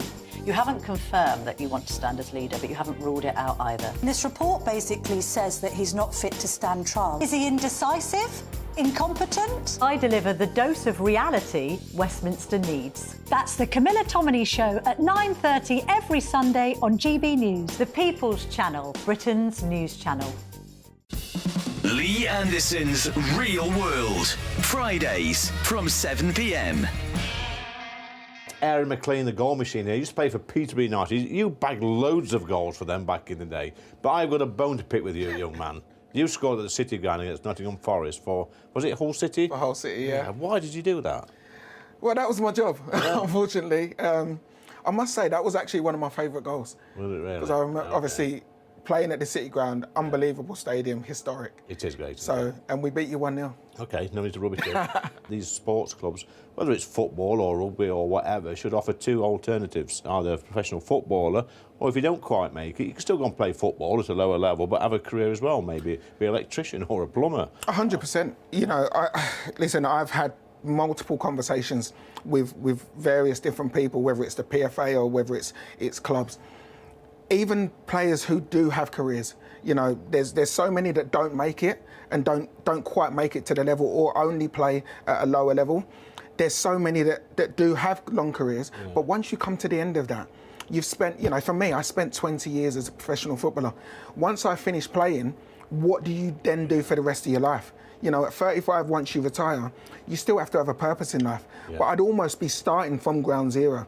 I'm fortunate that I went into coaching and then went into the media. That's good. But for every one of me, there's hundreds that don't. And I've got so many friends who, I've got to say, you know, have really, really struggled on the, you know, mental health side. Yeah, that's a good point, actually, because you go from, like, playing in stadiums, big stadiums, small stadiums, crowds, singing your name, and all that sort of stuff, that adulation, the buzz of winning games, and, you know, the downs of losing games, and you go from that to sort of nothing when you finish. I mean, that's a big come down area. It's a huge come down. GB News, the People's Channel.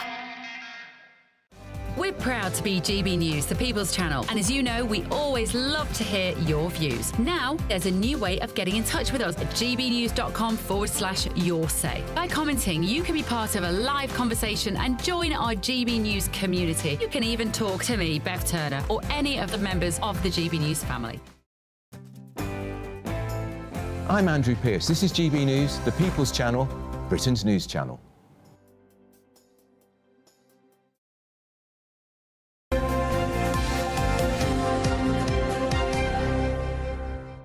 "7:27 now. The Oscar nominations are out, and notably the Spanish-language film Emilia Pérez leads the way with 13 nominations.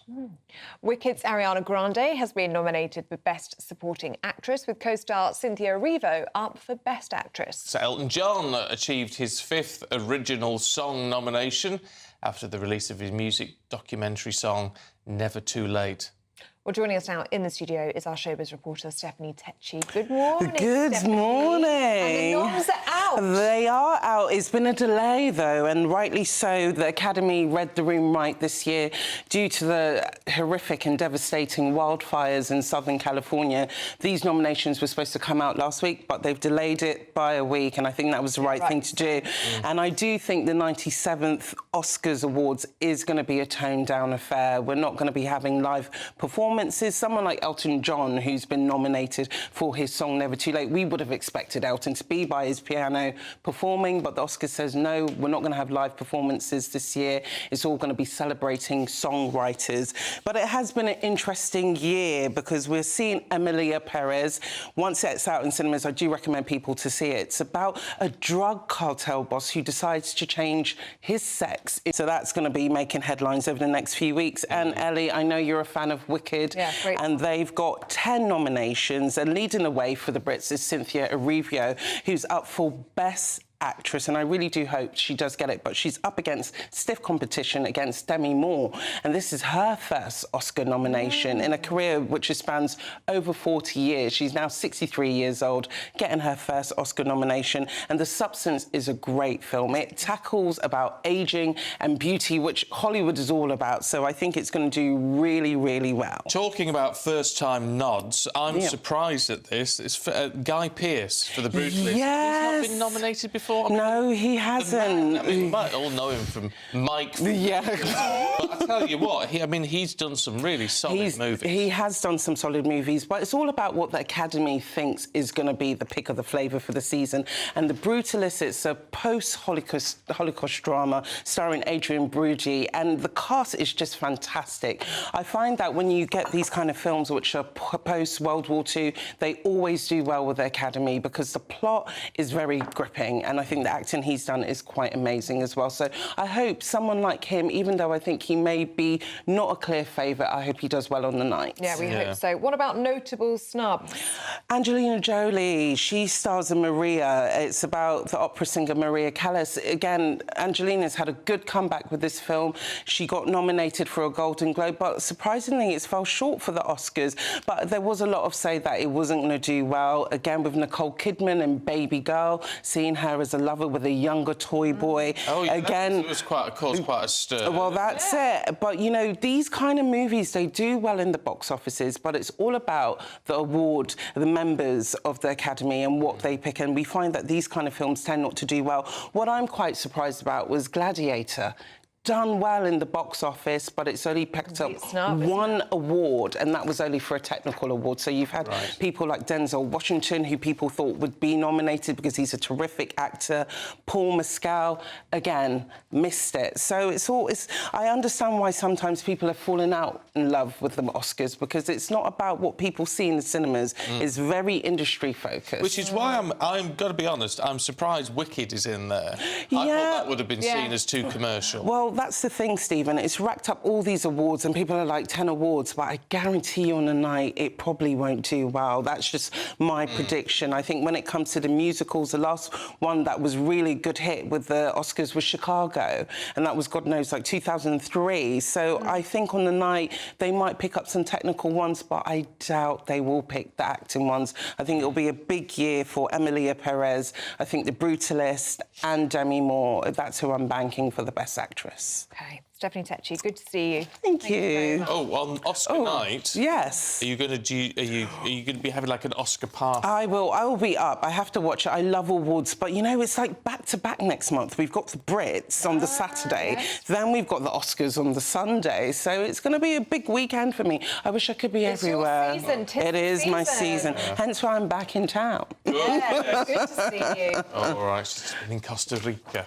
If you want to go on holidays. If you want to go to Costa Rica, then you'll probably need £50,000 in your bank account. Around that. So this could help you. Could be our giveaway winner. There's only 7 days left to take part. If you want to win it, or want to have a chance of winning it, that is, here's how you enter. There's just 7 days left to grab your chance to win our biggest cash prize so far, £50,000 in tax-free cash. How would you react if you won? We won 25,000. I'd say don't hesitate, do it. If you're not in it, you've got no chance of winning it. Amazing, just the best feeling ever. For another chance to win £50,000 cash, text cash to 63232. One entry costs £2 plus one standard network rate message.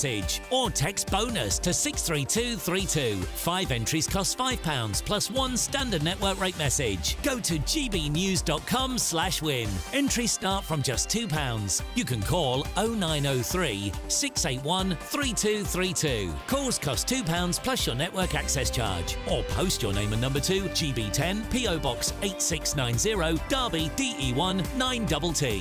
UK only. Entrance must be 18 or over. Lines close at 6 p.m. on the 31st of January. Please check the closing time if listening or watching on demand. Good luck.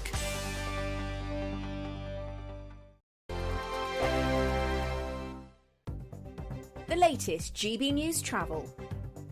Good morning, I'm Russell Holding. The A74M in Dumfries and Galloway is closed northbound between junctions 15 and 14 from Peterborough to Crawford after an accident causing delays. There's widespread disruption this morning because of the storms. A number of train services and sailings across Scotland and parts of the north of England suspended. The M1 in Derbyshire, 2 out of 3 lanes closed northbound for emergency repairs between junctions 28 and 29 near Mansfield, causing roughly 3 miles of queues. In the West Midlands, the A38 Aston Expressway in Birmingham is blocked in both directions by an accident between Dartmouth Circus and Lancaster Circus, causing queues. The M48 Severn Bridge is closed each way between England and Wales because of strong winds. Diversions via the M4 over the Prince of Wales Bridge. And in Oxfordshire, the A34 is closed northbound at the Marcham interchange near Abingdon for an investigation causing queues. And that's the latest.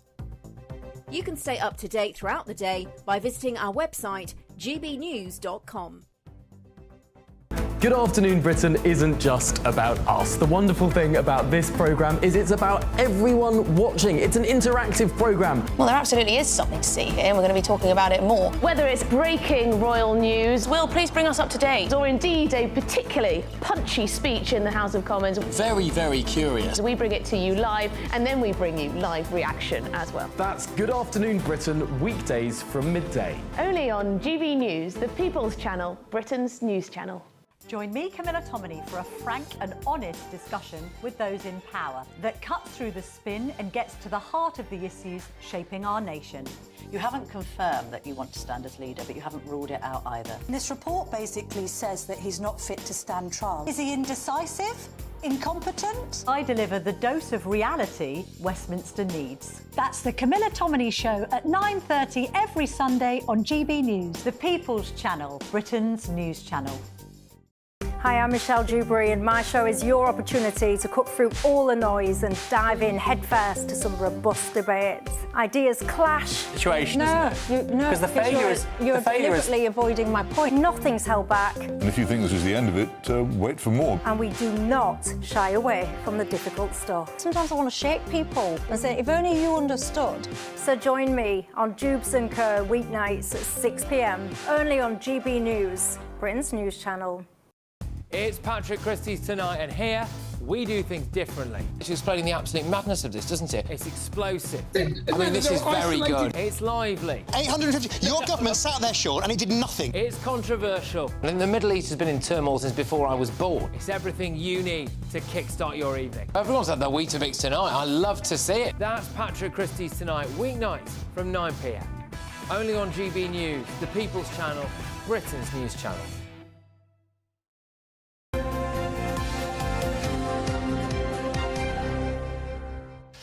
Paul Coyte's here with all the sports 7:37. Over the net. What's happening with the tennis? Novak Djokovic is out of the Australian Open. Yes. How about that? You looked at me like I'm a lunatic. Well, I tried to keep it together while you did that. so he's out of the Australian Open, but the fact is, it's not that he's been beaten by Alexander Zverev. He's been beaten by himself. Because he's got this injury and he's struggling a bit and he's 37 and we're thinking, is he going to win the Australian Open again? It's not good. When I say booze, I don't mean drink. I mean booze as in boo. Both. Probably. Well, actually, you know what? The way the Australian Open's been, it's probably right. Bit both. They're very vocal, aren't they? They like to tell you what they think. They're very vocal. I mean, how would you feel if you're a tennis player? Is it something you'd enjoy? Because I like the fact that people get involved in it, but it's like they go a little bit too far. Yeah, I don't think I'd like it. But it's not very. His fault. Whatever you think about Novak Djokovic, a boo is a bit much, and maybe it's something to do with the fact that. If they've got semi-final tickets, they're expecting a fantastic game, and then it's taken away from them. It's not his fault. But Alexander Zverev, as they always do, they're interviewed afterwards on the court, and this is what he had to say about it.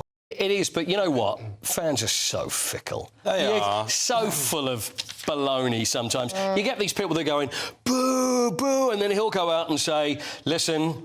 It's not right, you should... And then they go, oh, yes. And they're thinking, well, you're the ones that were booing just now, so don't get without nonsense. But anyway, Zverev is through to the final. Now, Manchester United beat Rangers 2-1 in the Battle of Britain. It was a Battle of Britain. Wasn't a great battle, to be honest with you. There was a lot of mistakes in there, and the first goal, Jack Butland punches the ball into his own net for the Rangers keeper. Then United come back, and... United were up, and then... So then Rangers come back and then United get a winner right at the very end and Tottenham Hotspur beat Hoffenheim. In Germany 3-2. Oh, good. But that wasn't an easy match either, was it? No, it wasn't. We didn't expect it to be. Away in Hoffenheim. And we'll hear from Ange a little bit later as well. And by the way, when it comes to the Premier League, me and Clive Allen made our Premier League predictions, which you can see at gbnews.com/sport. Very good. Great. What's happened to VAR? Yeah, Norway... Well, not here. Norway? Well, Norway... Sweden haven't taken VAR. They didn't want VAR. Norway are on the verge of saying no to VAR. They've had enough of it, for obvious reasons, for the same reasons that we've had. Yeah. I mean, there was a match 2 years ago that happened in Norway between Rosenborg and Lillestrøm, and there was a lot of VAR problems, and it was abandoned when the crowd got very annoyed about it, and they actually threw smoke bombs and fish cakes onto the pitch to protest. Not that, Norway, fish cakes, I don't know. But anyway, they were thrown onto the pitch, so they can't have the fish cake situation again. No. So it looks like that they're considering banning the whole of VAR. I think it'll go everywhere. I think it might catch on. What, the fish cakes or the VAR? Both. Yeah, I think so. Both. Yeah, but VAR... would you take fish cakes to football, or maybe that's like... Maybe that's the thing, it's the equivalent of pies. Is it? Yeah, fish cakes. Norwegian. I think it probably is, chuck in fish cakes. Very but with the smoke bombs, you get a nice smoked fish maybe afterwards. There you go, you see. Oh, there's always a silver lining. We're on the same page. Saying the same thing. All right, Paul, we'll see you later on. Now, if you're in search of some winter sun, here's the forecast for some of the top European holiday destinations. Can't wait to get in that sea. Lovely and warm. Just like the feeling of having great travel insurance. All Clear Travel Insurance sponsors GB News Travel Destinations Forecast. Unsettled at times across western parts of Europe. This includes Portugal, Spain and parts of northwest France. We're likely to see some heavy rain, also some strong winds at times. Largely settled across Tenerife, but Madeira, parts of Portugal, Spain, northwestern France could see some showers merging into longer spells of rain at times and also some strong winds. As we head further east, largely settled across Rome and also parts of Greece, but a chance we could see some showers here as we head into next week with the best of the temperatures across Tenerife. All Clear Travel Insurance sponsors GB News Travel Destinations Forecast. Headliners on GB News 11 p.m. every night. It's got 3 top comedians going through the next day's newspapers so you don't have to read them, which is great. That's a good point. He's lying. I mean, maybe he's not lying. That's Headliners every night from 11 p.m. and 5 a.m. as well on GB News, Britain's news channel. This is GB News, Britain's news channel. woman of 53 has believed for 18 months she was in an online relationship with Brad Pitt. I think we're seeing pictures. So Now- these are the pictures that she received that made her believe that she was in this relationship with Brad Pitt. And you'll see that some of it is in hospital because the scammer was claiming that he was suffering from cancer. This was playing very much on her emotion. So this is a divorcee who lived in Mauritius. She'd received a £700,000 divorce settlement, or £650,000 divorce settlement, I should say, and £700,000 has been taken from her through this scam. Yeah. As she was becoming, every time she became suspicious, the money was taken for payment of charges on gifts that she never received, and then hospital fees. There was lots of emotions being played into there. Now, as somebody, I'm a rom-com writer by trade, so I write romantic fiction. And one of the books I've written has actually been about somebody who did online dating, got herself into a whole heap of trouble. Not quite. She wasn't in a relationship with Brad Pitt, but she met somebody dodgy. So because I've written that book, I've met a lot of people who've come up to me and said, "Oh, it's happened to me." It's scary in this digital age, isn't it? They've lost 700,000, but somebody has tried it on. Somebody my question is, would a man go 18 months in a relationship online without seeing somebody and keep it going? Or is this feeding into this neediness of a particular demographic of a woman who that's better than anything else she got going on in her life, was what was being fed to her over the internet? I just And find then maybe that... a little bit of her knew, but she kind of just suppressed it because she was hoping it was Brad Pitt. Her daughter apparently for a year was saying, this can't be true, come on, think about it. But she just fell for it. But I just wonder, what's right, it's a very sad story. She's obviously now getting a lot of hate and ridicule as well. Because she's been on French TV and she's had a huge amount of pushback from it. GB News, the People's Channel. I'm Christopher Hope. From pop star to politicians, I'll interview anybody in a pub who's got a political opinion. Join me every Friday on Spotify, Apple Podcasts, YouTube or gbnews.com, or wherever you get your podcasts. This is GB News, the People's Channel. In the GB Newsroom, we bring you the news as it happens. With our team of dedicated journalists across the UK, we're ready to keep you up to date with what's happening every half an hour, every single day. Bulletins here on GB News, the People's Channel, Britain's news channel.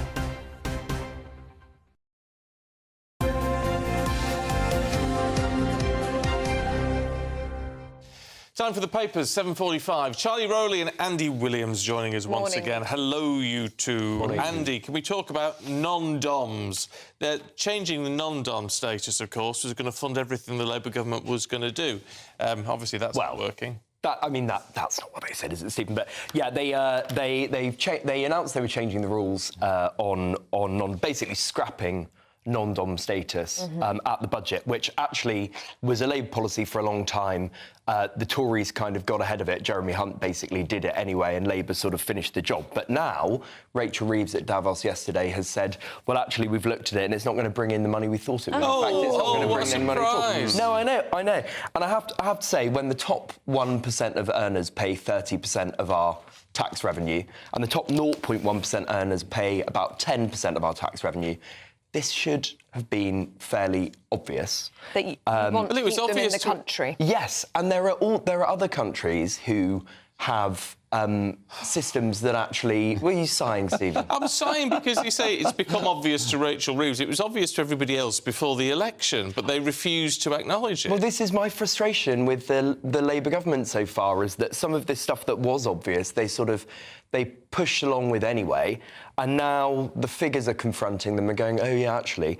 And what's frustrating is that the sort of half U-turn that they've made, because they're not completely rowing back on it. They're watering it down. They're watering it down, and actually there are other countries who have models that work perfectly well that they could just copy. Italy, for example. In Italy, you pay an annual flat fee, which is a proportion of your wealth, and in return, you can stay and you can invest. The new rules here, you can stay in the UK for 4 years without paying any tax on your earnings, but then once you hit the 4-year mark, it goes through the roof. So that's when they're going to leave. Well, yeah, and as a result, doesn't encourage long-term investment, it just encourages people who are hyper-mobile to come here, take advantage of our good schools and our nice legal system, and then leave. Yeah. And the numbers are pretty stark, aren't they? So since this non-dom status cut was announced, 10,800 millionaires have left the UK. That's double. Well, let's just get the this. year before. Well, let's be upfront about this. I mean, it's a disaster. I mean, this is the Labour budget unravelling before our very eyes on the back of the inheritance tax disaster, the farmers' tax, taking away the poor pensioner winter fuel allowance. This was a Jeremy Hunt policy. Well, what was? But Labour, the non-dom thing. The vast majority... There's closing some certain loopholes which have existed to try and bring in revenue, but going too far, which clearly everybody, as Stephen said earlier, everybody pointed this out to Rachel from Accounts not so long ago, but went on with it anyway to try and politicise. You know, now, as Ellie was saying, we've got over 11,000, so nearly 11,000 millionaires leaving, people who are the wealth creators, the people that employ people, the people that innovate and invest in our country. They're all up sticks and leaving elsewhere on the back of Rachel And I agree, Reeves' and that's budget, which is a disaster for this country. It's not as a result of... They all left in the last 60 days of the year. Her budget was on, what, the 30th of October? So they all left in November and December. But it was They didn't leave before the budget. Under a Labour government, yes. No, they left. A lot of them left. You shoot yourself in the foot there, Andy. No. A lot of them left because was it March? I'm surprised they didn't leave quicker. Was it in March Jeremy Hunt did his budget where the vast majority of these changes are non-dom? That was a political move by the Tories trying to get ahead of Labour coming in. The election was in July, and they knew that if they'd had a Tory government, they would have had tax cuts because that's what the plan that the Tories were putting forward. As it But turned wasn't out, what they did in the 14 years they were in government, was it? Well, they had to deal with the pandemic and all the rest of it. But as it not in turned out, 2010, 11, 12, 13, 14, 15, 17, 18 or 19. Well, there was a coalition and we had 3 general elections in between that time and the public still voted for the Tories. However, on the back of a very, very lack of turnout, a lacklustre electorate that voted in Keir Starmer, people are With a huge majority. People are seeing... in such a low turnout, people are seeing now that, you know, things that weren't even in the manifesto that this Labour government are putting... I mean, it's a disaster, and this is just another headache for the Treasury and the Prime Minister to deal with. I have to say, it's worth having you on, Andy, just to defend this, because it's like common gold. I'm not. I said I thought it was a stupid policy. Well, I know. I'm not defending it at all. Well, that we can agree on. Charlie, should we have a look at the Daily Mail and Trump's tariffs? Well, this was brilliant. I mean, I don't know if anybody saw him zooming in to Davos. You could just see the hall packed with business executives and world leaders, and there was the Donald on the big screen, looming down on top of them all, you know, the man of the moment, basically saying that, you know, the EU, countries like, or regions like the EU and Canada, he's coming after you. So, you know, it's the case that in America they import, so the EU sells a lot of their cars and services to the US, but the US doesn't get to sell anything to the EU. Now, he's flexed his muscles here by saying we're going to rebalance that. Ursula von der Leyen has come out quick as a flash to say that we need to negotiate with Trump, and we're prepared to, but we've got to do so early, which makes you think, what kind of a bad deal was the US getting in the first place? If she's so quick to sort of say, OK, we'll negotiate, clearly it was a bad deal that the US had in the first place, which only strengthens Trump's hand, and which he's going to slap on tariffs to the EU and particularly hit Germany, because it's where they're major car manufacturers. All right, I know to break away into a story that isn't in the papers today, but it's just come to my attention. Labour MPs have voted to bring in death duty on the money, the death in service money paid to unmarried or the families of unmarried military personnel killed in the line of duty. I don't. This is. I mean, it was reported in the Telegraph a couple of days ago. It's just been brought to my attention by someone who lost their brother in Afghanistan. So the families of those people killed in the line of duty will have to pay inheritance tax on the death in service. That can't be right. If they're an unmarried, yes. If they're unmarried, and so you do get a death in service payment. Yeah. And they're going to have to pay inheritance tax on that. I mean, that's the first I've heard of it, but it doesn't sound right. No. I don't know the details. I mean, that'd be outrageous, wouldn't it, if that came in? Yeah, what is that part of a bill or? I don't know. It's just reported. I'm just scanning it now. It's just It was reported in the Telegraph. Okay. But I mean, that would come into force from April 2027. Well, we're speaking to John Healey, Defence Secretary, a little bit later on. So Yeah. perhaps That's a very good point. Perhaps that's Yeah, something we put to him, because I haven't seen that out there either. No, that's absolutely outrageous. Yeah, it's shocking, isn't it? Well, again, it'll be accumulation of if you're attacking the pensioners, attacking the farmers, attacking then families of our armed forces. The families of the fallen. Exactly. That would be outrageous. It's not a good look. All right, let's finish on something a little bit lighter, should we? Andy, in the Telegraph this morning, toilet paper at Waitrose. Well, every little helps. I know that's a different supermarket. Different but even supermarket, so. yeah. Waitrose there's been an outcry. There's been an outcry because there's been shrinkflation, and we all hate, whether it's chocolate bars or we all hate shrinkflation, but Waitrose reduced the number of sheets in its toilet roll from 240 to 190. So angry customers. I found a brilliant quote from one user on Twitter saying, "I'm disappointed that your own brand toilet roll is now poor quality, a smaller roll, and has a larger cardboard tube. I really wish I'd not wasted my hard-earned money on a 16-pack. I feel like I've been ripped off."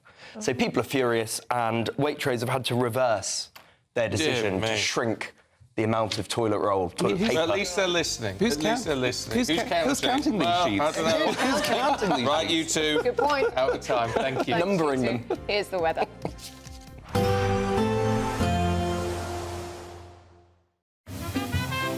Heavy showers first thing will be followed by a warm, cosy day. Boxed Boilers, sponsors of weather on GB News. Hello there, good morning. Welcome to your GB News weather update from the Met Office. Storm Eowyn is set to bring a very unsettled day with very strong winds in places where we have multiple Met Office warnings in force, including 2 red warnings. These are covering Northern Ireland and southern parts of Scotland, where we're likely to see the strongest of the winds. Could see up to 100 miles per hour here. It's going to be a windy day across the country. Multiple warnings in force. Stay up to date on the Met Office website for those. Most of the rain clearing southern and central areas by the afternoon, becoming largely confined to the far north, where we see outbreaks of very heavy rain at times, also some snow mainly across the Scottish Highlands. Temperatures round about average for the time of year, but those strong winds are set to continue, particularly as we head into the evening. Lightning off across parts of the south, but in areas of the north we'll continue to see those heavy outbreaks of rain. Still some outbreaks of snow, mainly across hills, but we could see some to lower levels too. Very strong winds set to continue, particularly around coastal areas, but the rain set to ease across Northern Ireland, northern parts of England too, and once again across central and southern UK, most of the rain becoming fairly confined to the very far south east. But into the evening we could start to see some showers feed into western spots. Still the heavy rain continuing, becoming confined to the very far northeast of Scotland. We will eventually see winds ease away across central and southern areas, parts of northern England and Northern Ireland too. Winds will begin to ease, and we'll see plenty of clear spells, so likely to turn rather chilly overnight, may even wake up to some pockets of frost. Still extremely windy across northern areas though, where we'll still have warnings in force as we head into Saturday for a time, but on the whole it's likely to be a slightly more settled day compared to Friday. Saying that though, we are eventually going to see some showers start to move in from the west. These could be quite heavy at times with some hail, also some thunder. May even see some winteriness across the hills as these move in, but across the very far east and southeast likely to remain dry and lighter winds compared to Friday. Expect a warm front, moving from the kitchen right through to the rest of the house. Boxed Boilers, sponsors of weather on GB News. The latest GB News travel. Good morning, I'm Russell Holding. There's widespread disruption this morning because of the storms, especially across parts of Scotland, the north of England and North Wales. A number of train services are suspended and sailings cancelled on the M1 in Derbyshire. 2 out of 3 lanes are closed northbound for emergency repairs between junctions 28 and 29 near Mansfield. It's taking around half an hour in queues towards there. In the West Midlands, the A38 Aston Expressway is blocked each way by an accident between Dartmouth Circus and Lancaster Circus in Birmingham, causing queues. The M48 Severn Bridge is closed each way between England and Wales because of strong winds. Diversions are via the M4 over the Prince of Wales Bridge. And in Oxfordshire, the A34 is closed northbound at the A415 Marcham interchange at Abingdon after an accident causing queues from the Milton interchange. And that's the latest. You can stay up to date throughout the day by visiting our website gbnews.com. There's just on demand. Good luck. This is Britain's Newsroom, where your voice matters. It's just astonishing. With expert analysis and honest opinion, we don't just keep you informed. We bring you unique perspectives you won't see anywhere else. Can't argue with any of that. When the news happens, it happens here. On Britain's Newsroom, weekdays from 9:30am. Only on GB News. Join me, Nana Okoye, for an informative, interactive news programme with a difference. It's fun. No, he didn't say that, Dave. I'm so surprised. I think there's an element of truth to that. Join me from 3 p.m. every weekend, only on GB News, Britain's news channel. If you want your news to be straight talking, this is the nightmare for the Conservatives again. Down to earth. It's not just Nottingham where this is happening, is it? And most importantly, honest. Hard-working, middle-class taxpayers, they'll get the book thrown at them. Then catch me, Martin Daubney, Monday to Friday, 3 till 6 p.m. on GB News, Britain's news channel.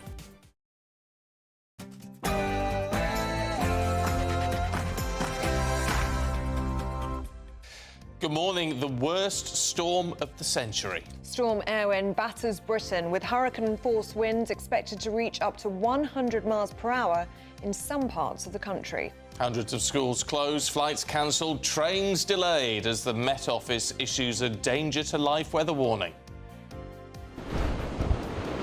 Yes, that is doing its worst. This is the road, the main coastal road between Ballyhalbert and Ballywalter. You can see there is just one of multiple trees down on this road along the coast as those huge gusts batter Northern Ireland. Well, I'm here in Scotland on the Ayrshire coast where in 2 short hours Scotland undergoes its red weather warning, but already, as you can see, Storm Arwen is definitely already made landfall. Schools closed, ferries cancelled and trains and planes ground to a halt. Hello there. Storm Eowyn is set to bring some very strong winds across the country with multiple Met Office warnings in force, including 2 red warnings. This storm likely to bring some disruption. Stay tuned and I'll be here with all the details. A life behind bars for the Southport killer. Axel Rudakabana will likely die in prison after he receives a 52-year sentence for the murder of 3 little girls. Well, although the trial judge said that Axel Rudakabana would likely never taste freedom again, the very possibility that he might has many calling for a change in the law. The Grenadier Guards are set to return to Buckingham Palace after 5 years on operational duty. And in the sport this morning, Novak Djokovic is out of the Australian Open after being injured at the end of the first set. Manchester United got a very late winner in the Battle of Britain against Rangers. Spurs beat Hoffenheim in Germany. And Sir Jim Radcliffe has lost another friend. It's just gone 8 o'clock. I'm Stephen Dixon. I'm Ellie Costello and this is GB News Breakfast.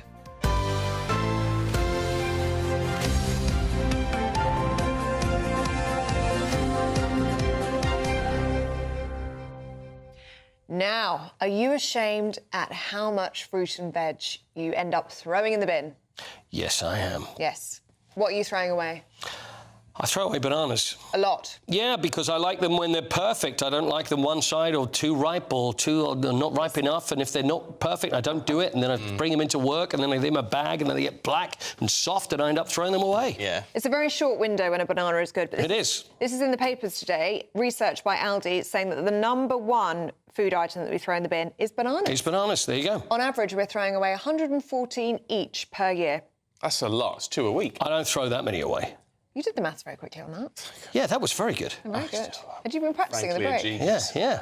Frankly, a genius multiplying 52 by 2. Yeah. I definitely do this. I'm awful with throwing away my fruit and vegetables, and I Are feel you? really bad about it all the time. But are you throwing it away because it's gone off? Yes. Or that it's gone past the sell-by date, if it's got one? No, I do chuck it when it looks bad. And do you intend to eat it and Yeah, then I you just always walk have good past it and I then... always have good intentions. Right, OK, fine. And with the bananas, I actually let them go black, and then I think I'm going to make banana bread, and I never do end up making banana bread. They have to be black for banana They bread. do, yeah, it tastes better. I don't know why. Yeah. You know, when it's mushy, it tastes better. It's got more flavour when the bananas are black. Do they? Yeah. It's That's the tip with texture banana for me. I don't like the texture. No, when it's too soft, I don't like the That's texture. why you buy those bananas that are different colours. Really? Well, that's a Yeah, good you saw idea, some are really green and some are quite yellow, and then so you get them home and they Oh, I get you. ripen at different... Yeah. So when they're green, they're too hard, and then when they get black, they're Yeah, too so soft. they ripen at different stages when you get them home. Fine, OK. So bananas is the #1 thing that we throw in the bin, followed by tomatoes, potatoes and carrots.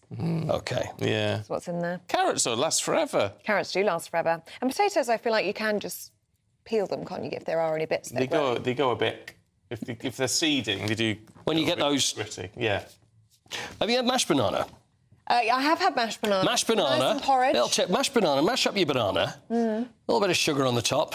Honestly, I'm like Aidan with his soup. And You are, and you have chestnut some soup. cream. And then I used to... It was like sterilised. You used to like it in sterilised cream. You used to get the tins... I don't think you ever find Carnation. sterilised. I don't even know whether it's Well, I love carnation, but it used to be... It was like when you open it up, it's like really disgusting and whip it so it's Sounds thick. quite nice, but it also sounds like baby food. You know what? Are they your own teeth? It is, baby. Well, funny you should say that, Contra. I do actually have a baby tooth. Still there, yeah. Oh, it's probably grown in doing there. mashed It's disgusting. banana. It's like a baby tooth. And I went to the dentist once. I said, well, did I knock the end of this tooth off? And they just went, actually, no, that's still a baby tooth. So There you go. You grow up one of these days. I'm hoping that may happen. Anyway, let us know if that's you. gbnews.com/you'll say. Loads of you getting in touch on Storm Erwin this morning. John says, hold on in there, Doogie. You're going to be with Doogie in a minute, so he's getting on, and Tony in Scotland. Tony nearly got knocked into the... Did you see that? I know. I thought he was going into the drink there for a second. Whereas whenever we do weather stories, loads of you get in touch and say, it's only the weather. But Jay says, I'm not a wuss, but it is seriously scary here now, wherever Jay is. Yeah, Jay, let us know where you are. Davina says, poor Doogie, I hope he gets a bonus for that. No. Alexandra says, red warning on the Isle of Man as well. So there you go.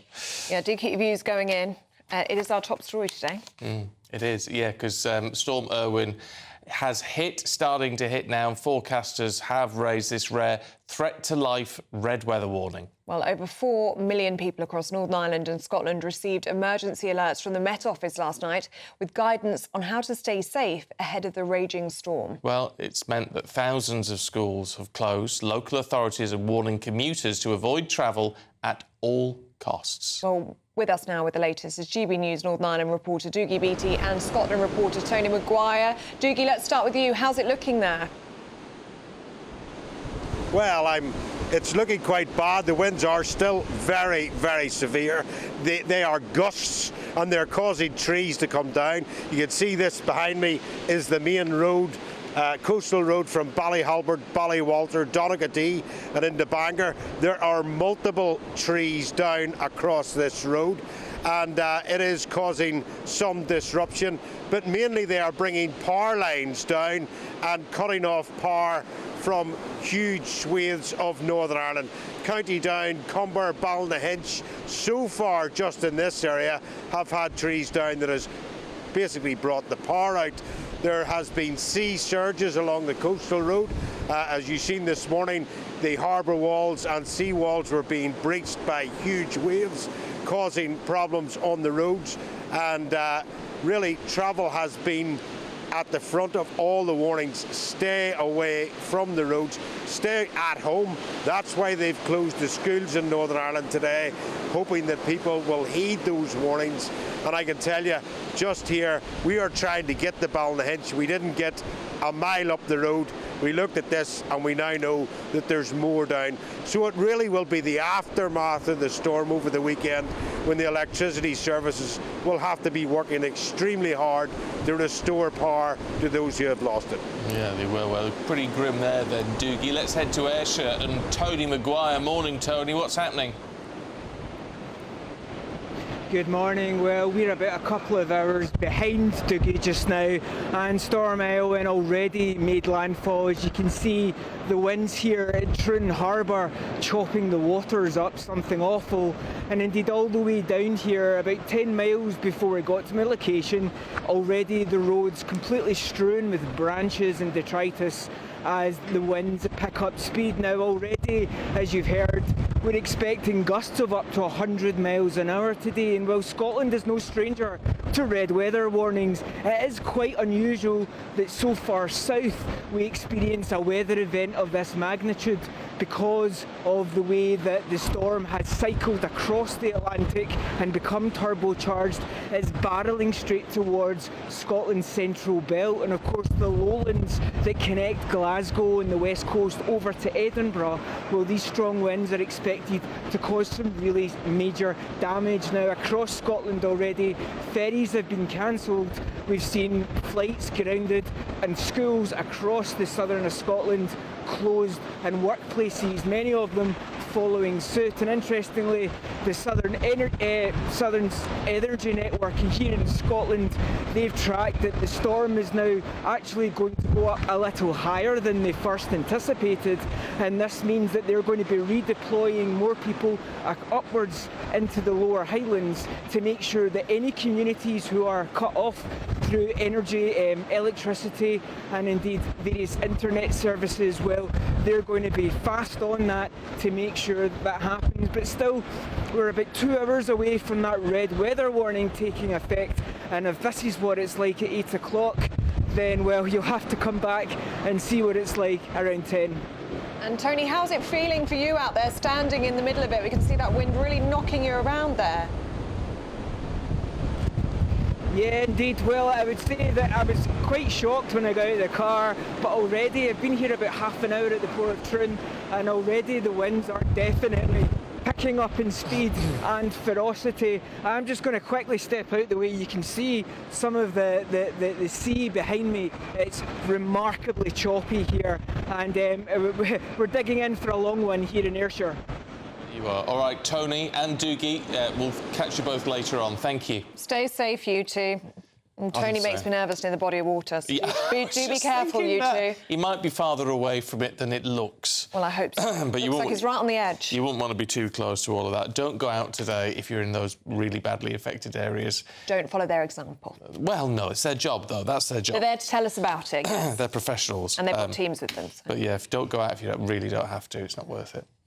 Now, Axel Rudikabana, as you will be aware by now, has been jailed for life with a minimum term in prison of 52 years. It's thought to be the longest sentence handed to a killer of his age. Well, the father of one of the girls murdered was heard calling out "coward" as Rudikabana was removed from court after shouting in the dock. Well, those present, family members and victims, listened to victim impact statements and finally the sentencing of this man without him actually being present in the dock.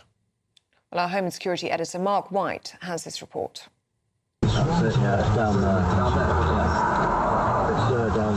In the back of a local taxi, this is Southport killer Axel Rudikabana, just moments before he shattered the innocence of a children's dance class in the most horrific way imaginable. There would be no payment for the driver from this violence-obsessed teenager as he suddenly jumps out of the taxi, making his way towards the entrance of the Heart Space venue. It's so incredibly heartbreaking to watch these images as in the background music can clearly be heard from the Taylor Swift-themed dance class inside, as the youngsters here had no idea of the evil about to enter their world. 3 of those innocents were murdered. 8 others and 2 adults injured in a sustained stabbing attack that left even the most experienced first responders completely traumatised. Yeah, the events that took place on the 29th of July last year were just truly horrific. I don't think there's any other way to describe it. You know, whilst we've heard the sentencing this week of Axel Rudikabana, which is positive, you know, my thoughts remain with the families of Elsie, Bibi and Alice, the other girls and adults that were injured and those that have been traumatised by what they saw on that day. Just truly horrific. This is the same model as the chef's knife Rudikabana bought on Amazon and used in the attack. Although he refused to speak to investigators, he was overheard on an audio recording, muttering to himself in police custody, saying he was glad the young girls were dead and satisfied he'd achieved what he set out to do. Multiple failings by state agencies have only served to compound the grief and the anger of the bereaved families and the wider community. Aged just 13, this twisted and violent young man began taking knives to school. He admitted to doing this on 10 separate occasions. He openly bragged of his desire to carry out a school massacre. But despite 3 separate referrals to the Prevent Counter-Extremism programme, no action was taken. Axel Rudakabana first became known to Children's Social Care in 2019, following referrals from the police into the multi-agency Safeguarding Hub. A strategy discussion, which is a multi-agency meeting involving key professionals, in this case social work, early help, police, health and education, met to plan actions and share information following the attack that took place in the school. This is Rudakabana near his Lancashire home a week before the Southport attack, calling a taxi with the likely intention of carrying out an attack at his former high school. His father intervened and begged the taxi driver not to drive him there. It's not known exactly what his family knew about his attack plans and whether any of them could face prosecution. But at the family home, police discovered paraphernalia used by the teenager to make the deadly biological toxin ricin, a quantity of which was found in this Tupperware box. A PDF document with information linked to an Al-Qaeda training manual was also found within days of the attack. Yet it took 3 months before authorities finally revealed to the public he would also face a terror charge and biological weapons charge. Those charges came months after the widespread disorder, fueled by anger and suspicion that the public were not being told key facts about the suspect. The Prime Minister and others have admitted facts were withheld. Police said they wanted to reveal more information to help counter public misinformation, but were prevented from doing so by the Crown Prosecution Service. The CPS said to do otherwise could have led to the collapse of the case. We felt that the risk of putting any detailed information, more than we put out already, could prejudice that fair trial. And given that our priority was to make sure that justice was done, that's why we made the decisions that we did. Axel Rudakabana is now firmly behind bars, having shown absolutely no remorse. Bereaved families will never fully recover, and public trust in the authorities to tell them the truth in future has been badly dented. Mark White, GB News, Merseyside. Well, Mark's at Liverpool Crown Court for us this morning. We're left in an odd situation, Mark, aren't we, in that, in effect, he may never come out of prison, but he hasn't been given a whole life tariff because of his age. Is there now growing calls for this to be looked at? Yes, there absolutely is. I mean, we heard, I think, the frustration being expressed by the judge, Mr. Justice Goose, as he handed down the sentence and gave his reasoning for the years that he wanted to ensure that Axel Rudakabana would serve in prison before being eligible for parole. And he said that he would have handed down a whole life tariff, in other words, that he would never see the light of day again, but for the fact that he was 17. And the fact is, he was just 9 days short of his 18th birthday. But for the fact of those 9 days, the judge said he would have handed down that whole life tariff. That option wasn't open to him. So now there is absolutely growing calls for a change in the law. And let's just see how the government responds to that, because it just seems absurd, doesn't it, for the sake of just over a week or so, that this man cannot be given that whole life tariff. And I think those who are calling for that change in the law say, despite the judge's belief that he will never see the light of day again, will never taste freedom again, even if there is the slightest chance that he could, then there needs to be that change in the law.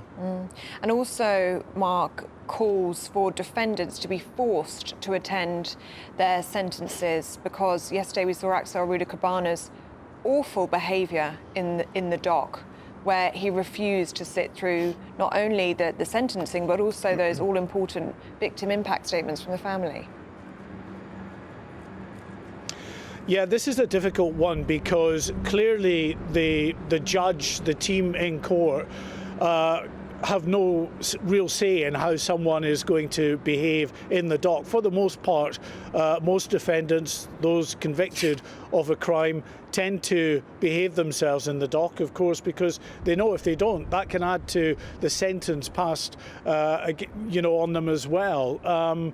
But there are occasions when people want to showboat, when people want to disrupt the proceedings, and this absolute coward did that on multiple occasions. They gave him opportunity after opportunity to come up, to behave himself. The defence barrister said he would behave himself, but he wasn't there more than a minute and he was already bleating away about how unwell he was. He was just determined to disrupt the proceedings, and a judge needs to make that call. The families of the bereaved, of the girls who died, some of them were in court, others who were obviously caught up in this and stabbed, others traumatised by it were in court as well. And it was absolutely awful. Our reporter Sophie Reaper, who was in court doing such a sterling job, said the families were in absolute bits at the behaviour of this man in the dock. So the judge needs to weigh that up. And yes, of course, you could drag him and sit him there. And some people have said gag him, maybe, but you've got to weigh up the feelings of the families and others in court, the smooth running of that process against the need for him to be present to listen to the sentence passed down. OK. Mark, for now, thank you. I know it's difficult. You can't gag them.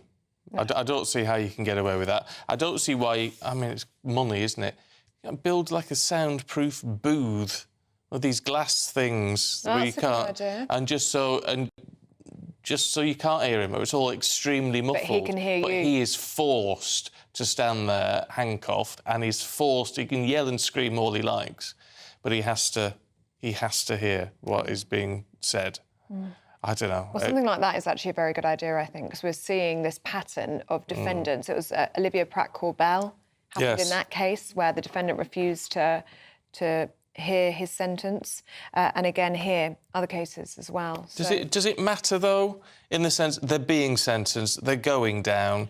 If they haven't got the humanity to behave, then does it matter? I think for families, it probably does make a difference to see their faces when that judgment is handed down, when that sentence is handed down to them. I think for the victim impact statements of the families yesterday, it would have made a difference for them to directly address Axel Rudicabaner. But let us know what you think. Do you think that defendants should be forced to sit and listen to their sentence, or does it not matter? Let us know what you think. gbnews.com/your say. Right, as we've been saying, the weather's really bad today. It's going to get worse before it gets better for a lot of the country. Let's get all the details for where you are with Honor.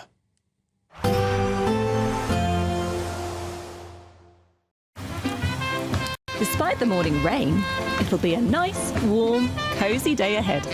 Boxed heat pumps, sponsors of weather on GB News. Hello there, good morning. Welcome to your GB News weather update from the Met Office.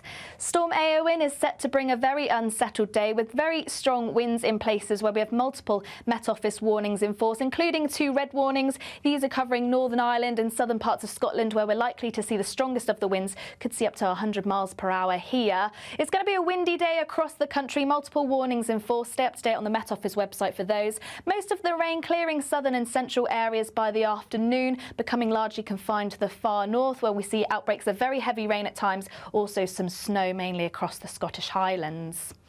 Temperatures round about average for the time of year, but those strong winds are set to continue, particularly as we head into the evening. Lightening off across parts of the south, but in areas of the north we'll continue to see those heavy outbreaks of rain. Still some outbreaks of snow, mainly across hills, but we could see some to lower levels too. Very strong winds set to continue, particularly around coastal areas, but the rain set to ease across Northern Ireland, northern parts of England too. And once again across central and southern UK, most of the rain becoming fairly confined to the very far south east. But into the evening we could start to see some showers feed into western spots. Still the heavy rain continuing, becoming confined to the very far northeast of Scotland. We will eventually see winds ease away across central and southern areas, parts of northern England and Northern Ireland too. Winds will begin to ease and we'll see plenty of clear spells, so likely to turn rather chilly overnight, may even wake up to some pockets of frost. Still extremely windy across northern areas though, where we'll still have warnings in force as we head into Saturday for a time, but on the whole it's likely to be a slightly more settled day compared to Friday. Saying that though, we are eventually going to see some showers start to move in from the west. These could be quite heavy at times with some hail, also some thunder. May even see some winteriness across the hills as these move in, but across the very far east and southeast likely to remain dry and lighter winds compared to Friday. There will be a light breeze in the morning, leading to a warm front. Boxed heat pumps, sponsors of weather on GB News. Good afternoon, Britain. Weekdays from midday. Lisa, you got in touch with me and you flagged this survey because you were concerned as a parent that your child had been given this to fill out. Yeah, I mean, my daughter came home from school, she was very confused. She was asking why somebody would want to hurt themselves if they were feeling sad or worried about something. So that led to a conversation that we had, and I actually phoned the school and asked them to send me the survey, which with a lot of pushing, they eventually did send me the survey. And when I read through it, I was just completely shocked at the content. The survey says when I'm feeling worried that maybe I should try cutting or harming myself, because it's in the survey, so that must be an option. I've tried everything else, so why not try this? It is astonishing that some of these are young children who are perhaps being introduced to these, these abuses for the first time.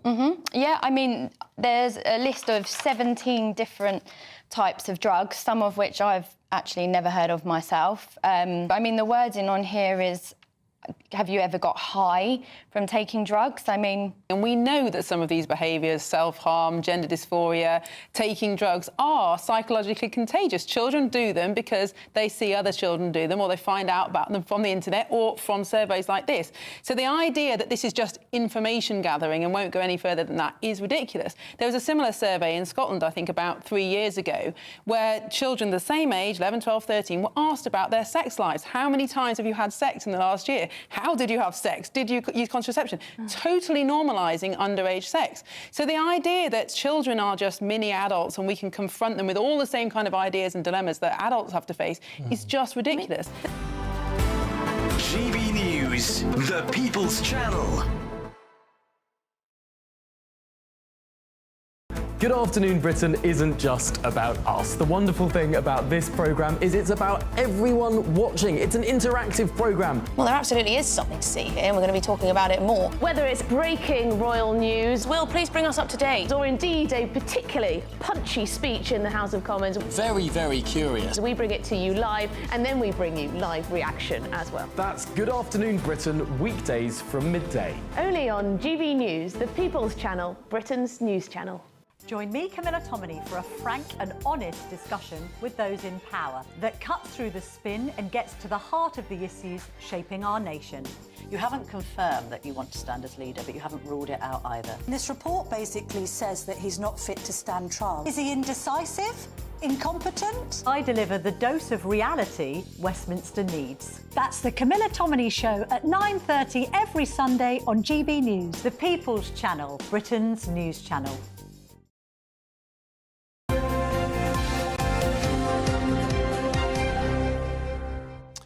Well, that weather is terrible today, and I know every time we do weather stories, so many people get in touch and say it's only weather. Well, down here, it's in the south, it's very windy and it's wet. It's nothing like it is in Northern Ireland and in Scotland, and it's going to be in parts of the north of England later on today. Let's head up to Ayrshire, should we? Our Scotland reporter Tony Maguire is standing by for us, where, I mean, it looks bad now, Tony, but it's going to get much worse in the next couple of hours, isn't it? Yeah, that's correct. And I mean, just to stop you there, I think standing is being generous, given my current spreading of my legs right now. But certainly here on the west coast of Scotland, we're already seeing Storm Aelwyd hit the land, and already we're seeing detritus flying around everywhere. We're in sort of at the Troon Harbour just now. Huge amount of movement from those that decided to tether their boats over the last couple of days, but the huge crashing waves that are appearing behind me, they're actually heading westward, which gives you an idea of the cyclical nature of the winds here, absolutely battering the west coast of Scotland now. In about 90 minutes, this amber warning is going to turn into a red warning, where we're going to be experiencing gusts of up to 100 miles an hour. Now, understandably, this has seen huge widespread disruption across Scotland. We've seen schools closed all the way through the Central Belt. We've seen trains completely stopped by ScotRail, and CalMac and Western Ferries have cancelled all ferry services for the remainder of today. Now, this is of course because a red weather warning for this south in Scotland of this scale, I mean, you've all seen the maps. Well, this is a highly unusual event, saying nothing of the ferocity of the winds.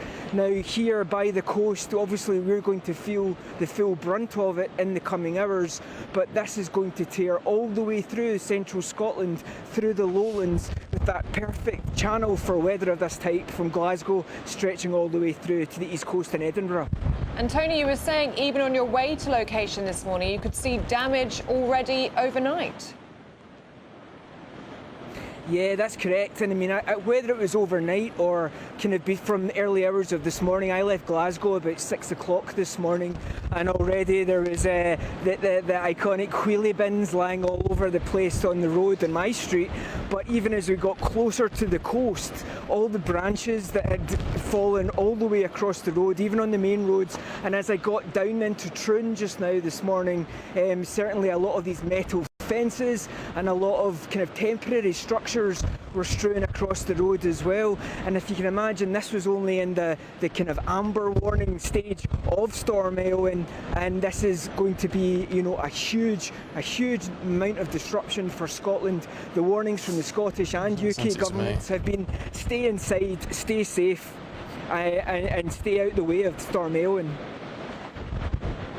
OK, Tony, for now, thanks very much indeed. You just stay safe, because it's, I mean, it is bad, and it's sometimes it's not that it looks that bad at times like that, with the rain not coming down quite so much where Tony is at the minute, but it's the winds. And I'm worried about him on the edge of that water. But anyway, Tony, just be careful, please, and have a hot tea if you can. Right, should we change tack? Let's. And tell you how you can win £50,000 tax-free in your bank account. It's the biggest Great British giveaway ever, and it could all be yours. Yeah, all over in 7 days, about 7 years. Now, you've got a lot less time than that, 7 days. So make sure you don't miss out. Here's how. There's just 7 days left to grab your chance to win our biggest cash prize so far, £50,000 in tax-free cash. How would you react if you won? We won 25,000. I'd say don't hesitate, do it. If you're not in it, you've got no chance of winning it. Amazing, just the best feeling ever. For another chance to win £50,000 cash, text cash to 63232. One entry costs £2 plus one standard network rate message. Or text bonus to 63232. 5 entries cost £5 plus one standard network rate message. Go to gbnews.com/win. Entries start from just £2. You can call 0903 681 3232. Calls cost £2 plus your network access charge. Or post your name and number to GB10 PO Box 8690 Derby DE1 9TT. UK only. Entrants must be 18 or over. Lines close at 6 p.m. on the 31st 21st of January. Please check the closing time if listening or watching on demand. Good luck. Yes, best of luck. Still to come, Paul Coit has the sport. That's next. The latest GB News travel. Good morning, I'm Russell Holding. The M74 in South Lanarkshire is partly blocked northbound, where a lorry's overturned between junctions 13 and 12 from Abington to Millbank, causing queues. There's widespread disruption this morning because of the storms, especially across parts of Scotland, the north of England, North Wales and Northern Ireland, where a number of train services are cancelled and a number of sailings suspended too. On the M1 in Derbyshire, 2 out of 3 lanes are closed northbound for emergency repairs between junctions 28 and 29 near Mansfield. It's taking around 50 minutes in queues from junction 61 at Alfreton. In the West Midlands, the A38 Aston Expressway is closed into Birmingham between Dartmouth Circus and Lancaster Circus after an accident causing queues. The M48 Severn Bridge is closed each way between England and Wales because of strong winds. Versions over the M4 Prince of Wales Bridge, and that's the latest. You can stay up to date throughout the day by visiting our website, gbnews.com. Hi, I'm Michelle Dewberry, and my show is your opportunity to cut through all the noise and dive in headfirst to some robust debates. Ideas clash. Situation, isn't it? Because the failure is you're deliberately avoiding my point. Nothing's held back, And if you think this is the end of it, wait for more. and we do not shy away from the difficult stuff. Sometimes I want to shake people and say, if only you understood. So join me on Jubes and Co weeknights at 6 p.m. only on GB News, Britain's news channel. This is Britain's Newsroom, where your voice matters. It's just astonishing. With expert analysis and honest opinion, we don't just keep you informed. We bring you unique perspectives you won't see anywhere else. Can't argue with any of that. When the news happens, it happens here. On Britain's Newsroom, weekdays from 9:30 a.m. Only on GB News. Headliners on GB News 11 p.m. every night. It's got 3 top comedians going through the next day's newspapers so you don't have to read them, which is great. That's a good point. He's lying. I mean, maybe he's not lying. That's Headliners every night from 11 p.m. and 5 a.m. as well on GB News, Britain's news channel. We're proud to be GB News, the People's Channel, and as you know, we always love to hear your views. Now, there's a new way of getting in touch with us at gbnews.com/your say. By commenting, you can be part of a live conversation and join our GB News community. You can even talk to me, Bev Turner, or any of the members of the GB News family.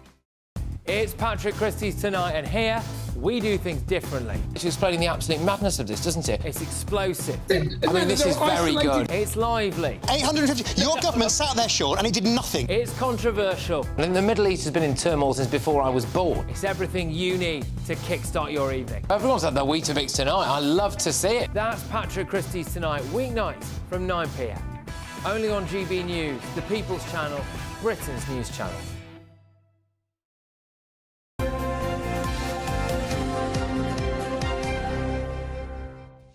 Paul Coyte's got the sport. It's 8:36. Good morning. Good morning. Do you like Novak Djokovic or not really? No. No, not really? What about you, Ellie? I think he's a very good tennis player. He is a very good tennis player, but he's not the sort of person that you'd like to have a chat with and be friendly No, with. he's not friendly, is he? Lots of tennis players like that. Well, see, the thing is with Novak Djokovic, I think he really wants... Roger Federer, I think he's still got that Federer thing. Everybody loved Federer, you know? He was really the people's champion. Everybody loved him, whereas Djokovic doesn't really have that, and it kind of annoys him, I think.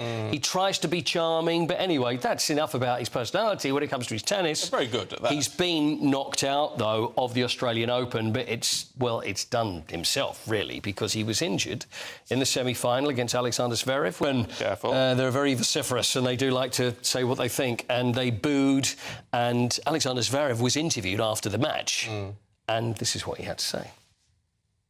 Well, I think that's a better response to that woman who went, I know you all pay for your tickets, and it's buying me a very nice holiday. Yes, thank you. Oh, yeah, that was the last one. Yeah. See, there's been some funny things, hasn't there, in the Australian Open? Also, when we had Novak Djokovic, and there was the Australian commentator that had a go at some of his fans, and so he refused to do interviews afterwards. So, yeah, full of incident this year. So Zverev now moves into the final, which is going to happen over the weekend. So, should we do a bit of football? Yes. I want to talk Hoffenheim. Well, should we do the Hoffenheim? We know where Hoffenheim is. It's in Germany, but exactly whereabouts in German, yeah. in German, Hoffenheim, I'm not really sure.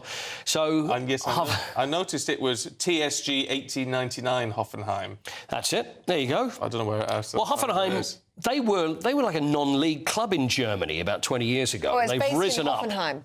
That's where it is. Funny that. Hoffenheim In Baden-Württemberg. Hoffenheim, generally, for all of you, will find that it's just on the outskirts of Hoffenheim. But when Spurs played Hoffenheim yesterday, they won 3-2. They managed to squeeze through. Hoffenheim had a little run towards the end. Everybody was feeling a little bit nervous.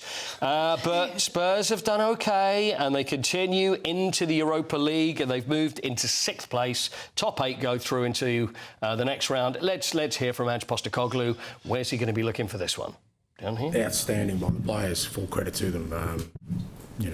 Winning away in Europe's always difficult, irrespective of the situation you're in, but the situation we're in, just a really unbelievable effort. Great leadership by the experienced players. We really needed them to stand up today, and I thought Matters and Sonny and Rodrigo, Benny were outstanding. And well, there you go. Angie's happy, so that's good. So Angie's happy. It's just north of Sinsheim and east of Neckarbischofsheim. Which is actually... South of Heidelberg. Well, isn't that what I just said? Did I say that just now? No. Oh, no, that's right. Near Hockenheim. So... and Mannheim. Which is your favourite Heim? I don't know. So that's Spurs, and they play Leicester at the weekend. Is it a 6-pointer? Is it too early to say that? But let's mention Manchester United as well. It was what was it, Ellie? Oh, the Battle of Britain. It was the Battle of Britain. Played Rangers. What is it? I don't know. Is it a Heim? I'm not really sure. But anyway, they played Rangers yesterday and went 1-0 up due to a mistake by Jack Butland, the Rangers goalkeeper, punched the ball into his own net, never to be advised. Then we 1-1 after 88 minutes when Rangers scored due to a mistake. Another mistake. It was full of mistakes from Harry Maguire, and then a nice piece of quality by Bruno Fernandes scored at the end. Now, that's how things are looking. Right. Who's older today? Right. I've got a few, actually, to go across the weekend. This is today's first one, please. Who is this? Luis Suarez. Luis Suarez there, the... What? Liverpool... Well, let's have another picture of Luis Suarez then, if that's Louis when he's on holiday. There we are. Luis Suarez... plays for Uruguay, Inter Miami, plays for at the moment, Liverpool, Barcelona, Atletico Madrid. Sued for that. 3 bites of the cherry he's had through his career. So, what do you reckon? How old is Luis Suarez? 34. Today, I tell you what, you don't want to be on the end of those teeth, do you? 38. 38 for Luis Suarez. Stephen? I say 34 and a sugar lump. 34 and a sugar. 38 is right, Ellie. Yay! Very good. You're back on form. Yeah. Very good. Good. Next one, because he is worth it. Let's see. Next. No, that's Luis Suarez that's again. bingo again for the banana splits. He's not worth anything. Well, he was in the 60s. It's David, the lovely David Ginola. David Ginola. Please don't give me those eyes of who is David Ginola, the greatest. David Ginola is 56. 56 for David Ginola, ex-Spurs and France and Aston Villa. Go on, spit it out. There he is, playing for Tottenham Hotspur. 54. David Ginola is 58 today. 58 today. And also, I've got another one, and it's 2 people who both have the same birthday today. So they're obviously the same age. And anyway, look at that. Jose Mourinho and Andrew Ridgeley. OK, they are... You know what? 50... Wham could go again. 9. With, after George, with Jose, who knows? So you think they are 59? I don't think our George was 52. 59. Right, so 58. You're going to do the math. Do the math. Go. No, I'm going to let you go again. Both higher. Oh, you're both 60... undercooking it there. 65. 65. 62 is the answer. Oh, really? 62. Jose and Andrew, both 62 today. Well, I Actually, win. no, on Sunday, I beg your pardon. So we've still got time. Happy birthday, everyone. Birthday card. Happy birthday. And I win, because I got a point. You did very good. Yeah, very good. Very good on Luis Suarez. Thank you. Thank you. It was the banana splits one that got it, wasn't it? Did it for me? Right, Paul, thank you. We'll see you next week. Yes. Have a lovely weekend. Before we have a look at the papers, let's have a look at the top European holiday destinations and their forecast. I hope it doesn't rain. Don't worry about it. It'll spoil our holiday. Relax, we're totally covered. All Clear Travel Insurance sponsors GB News Travel Destinations Forecast. Unsettled at times across western parts of Europe. This includes Portugal, Spain and parts of northwest France. We're likely to see some heavy rain, also some strong winds at times. Largely settled across Tenerife, but Madeira, parts of Portugal, Spain, northwestern France could see some showers merging into longer spells of rain at times and also some strong winds. As we head further east, largely settled across Rome and also parts of Greece, but a chance we could see some showers here as we head into next week, with the best of the temperatures across Tenerife. All Clear Travel Insurance sponsors GB News Travel Destinations Forecast.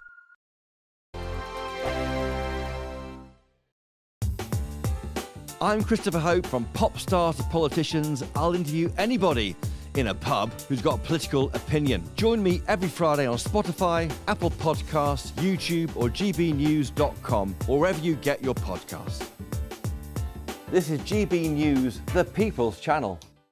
Headliners. Tomorrow's papers tonight, every night from 11 p.m. We've got the Daily Mail now with the latest in the court case over whether a man is a woman or a man. It's a tough question, and J.K. Rowling has given her opinion. I think I can guess what it is, Cressida. Explosive twist in Australia's What is a Woman trans battle as Harry Potter author J.K. Rowling gets involved. So this is the court case Giggle versus Tickle. Tickle was a... He's Mr. Men. That's right. It's a Mr. Men trans battle. Kind of is a Mr. Man. It was a women's group, wasn't it? Tickle, Giggles... Oh, I get it wrong. Giggles for girls. And Roxy Tickle, who is a trans woman, wanted to join this group and wasn't allowed, was banned for being a biological male, and then sued and amazingly got $10,000 for this, which is already extraordinary to me. Yeah. But it's now doubling down and is going to file a cross appeal seeking to upgrade the judgment. Yeah. So Roxy has come back for another bite of the cherry. And I've had a look at this Roxanne Tickle, the trans woman. Pretty? No, not one of the pretty ones. Not a Blair White. Just looks like, to be honest, it looks like you could be sued for $10,000. Looks like one of us. Yeah. To be honest, no. Like I mean, I'll happily. For yourself. No, I think it's an absolute. It's a farce, and it's making a mockery of not just. It's not just making a mockery of women's right to have their own spaces. It's making a mockery of genuine trans people who actually put some effort in and look like a woman. What do you mean a genuine trans And also, people? if We don't believe in that. If your name was Roxanne, if you were going to transition, you wouldn't pick the name Roxanne Tickle. You choose Tess. Tess. That's a kind of name. No, the truth is that's one of the problems, is you get a choice of the name you're going to choose. And of course, you're going to choose like a hot Roxanne. That's a hot Roxanne. That's a great name. They're not going to choose. You don't think Louis. Tess would work better with Tickle? GB News, the People's Channel.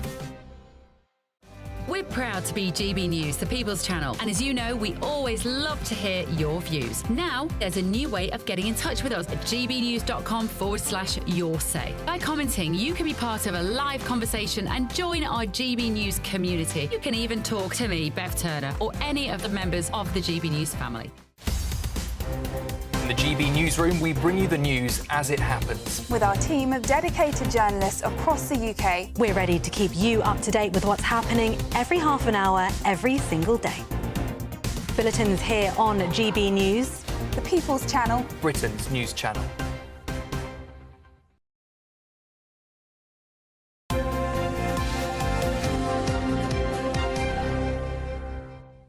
Time for the papers. Charlie Rowley and Andy Williams are here at 8:47 morning, you two. The Telegraph, Andy. Number 10 is refusing to rule out joining a EU customs deal. Yeah, this is a new trade partnership that's being proposed by EU member states. And the Lib Dems are backing this. The Lib Dems would back this, and the Prime Minister's refused to rule it out. I back this. I think, the most obvious and biggest growth lever that we can pull, given that growth is everything the government is trying in vain to achieve, is to solidify our trading arrangements with the EU. Oh, and ideally go back into the customs union. Oh, well, this is it. Let's all get back. And I tell you what, let's throw in a bit of free movement and... No, well, we don't need to. Maybe we'll join the euro as well. No, nobody's seriously suggesting that. Our trade has suffered by 15% as a result of leaving the customs union. £13 billion a month it costs.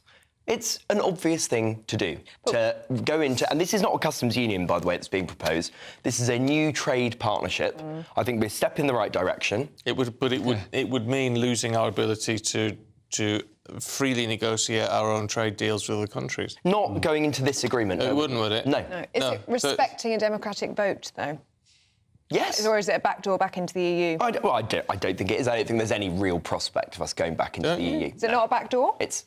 No. Slippery slope? Slippery, yes, and other metaphors. No, I don't think so. What do you think, Charlie? Do you think it's a slippery slope? Why are you deflecting on to me? Because you're to see laughing. how far you could take it. Well, look, I mean, it's ridiculous. Just when we've heard, only last night at the World Economic Forum, that the US President, Donald Trump, is going to slap tariffs on the EU because he doesn't get a break or a fair deal. The idea that we sign up to any kind of partnership with the EU that deals with business, that we'll get a break from it, is ridiculous.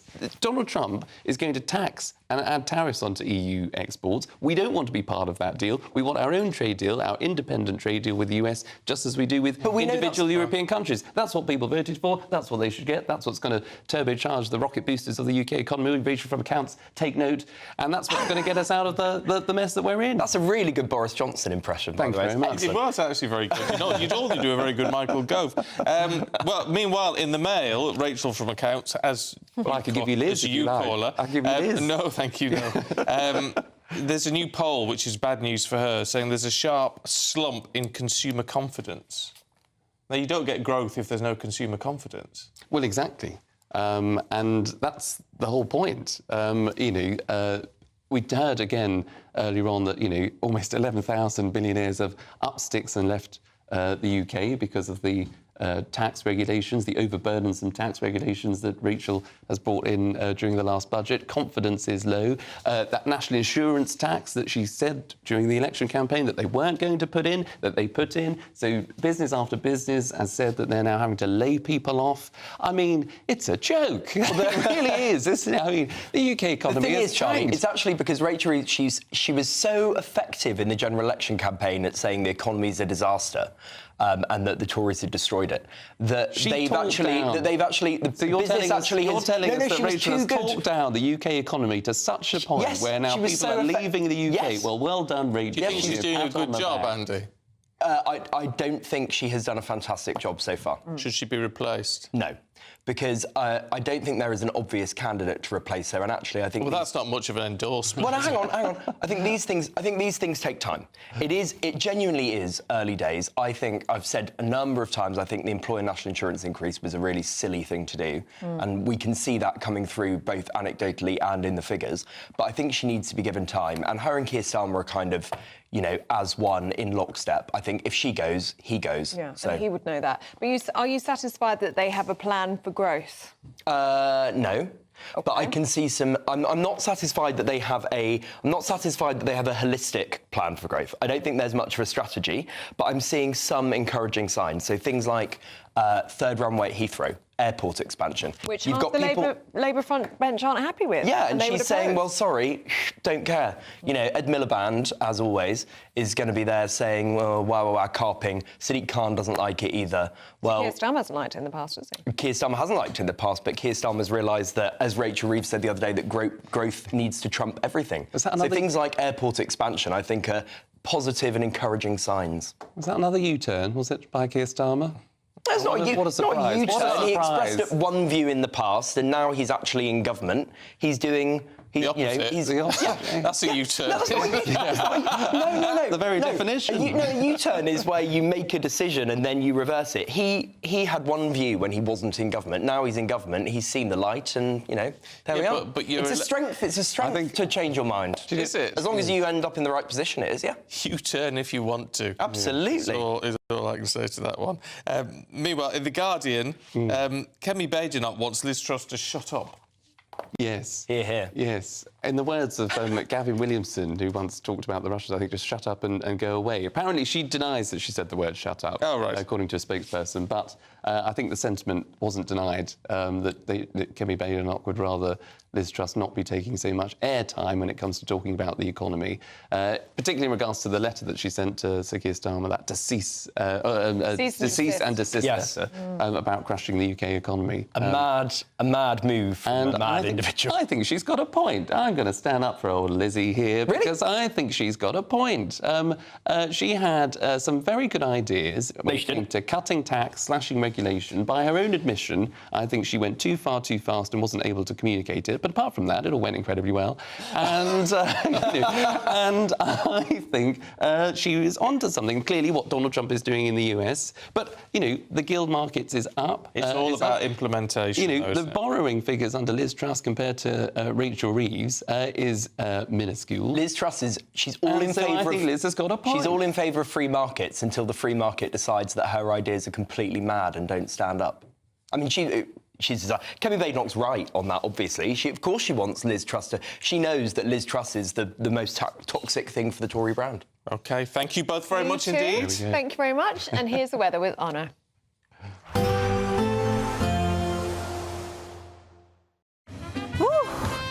A chilly start will give way to a lovely, warm afternoon.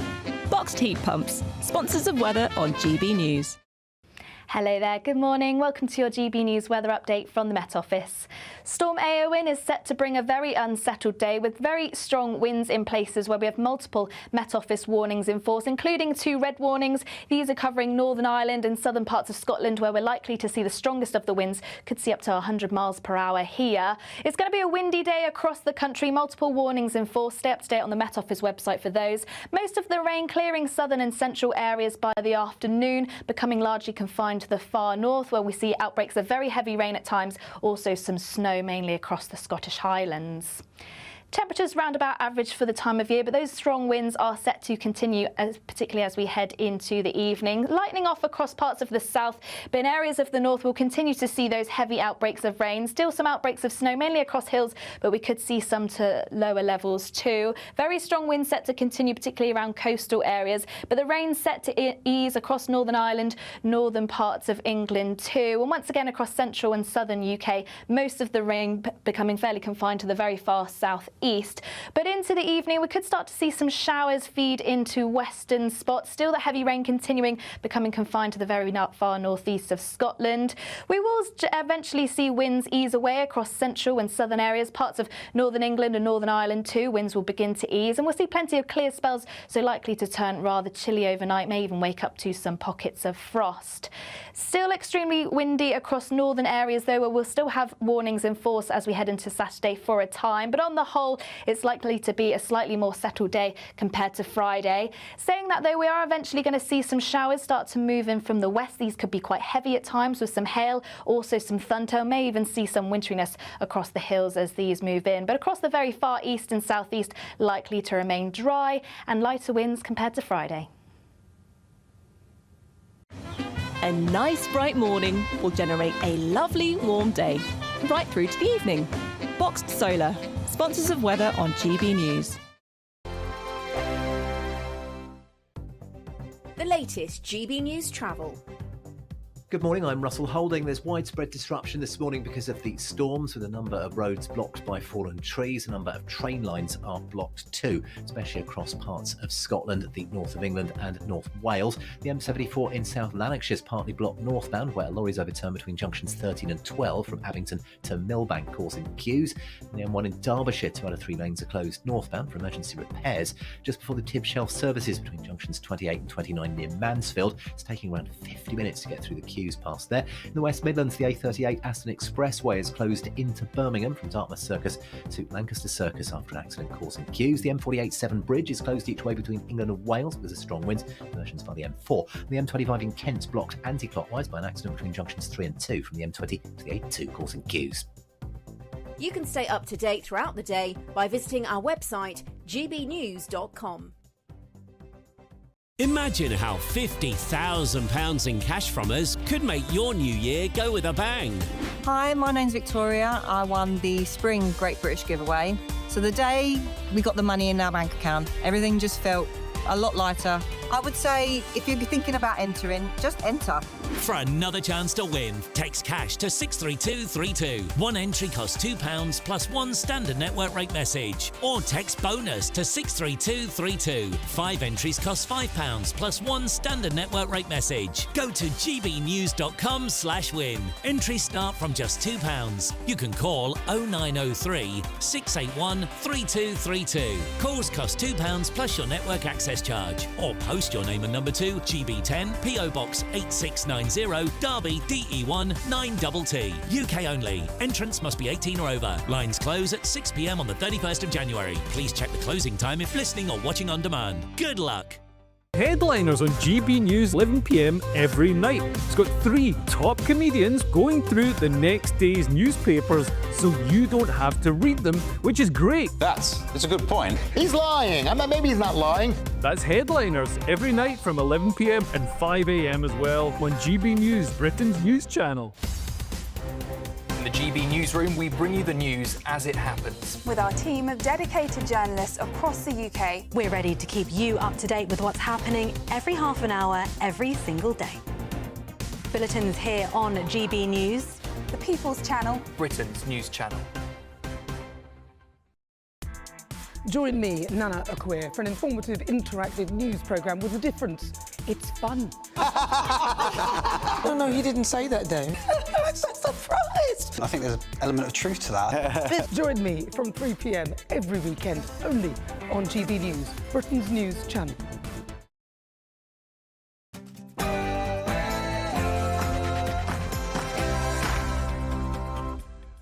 Good morning. The worst storm of the century. Storm Erwin batters Britain with hurricane-force winds expected to reach up to 100 miles per hour in some parts of the country. Well, hundreds of schools are closed, flights cancelled, trains delayed as the Met Office issues a danger-to-life weather warning. Hello there. Storm Eowyn is set to bring some very strong winds across the country with multiple Met Office warnings in force, including 2 red warnings. This storm likely to bring some disruption. Stay tuned and I'll be here with all the details. A life behind bars for the Southport killer. Axel Rudakabana will likely die in prison after he receives a 52-year sentence for the murder of 3 little girls. Although the trial judge said it was unlikely that Axel Rudakabana would ever taste freedom again, the mere possibility that might happen has got many people now calling for a change in the law. The Grenadier Guards set to return to Buckingham Palace after 5 years on operational duty.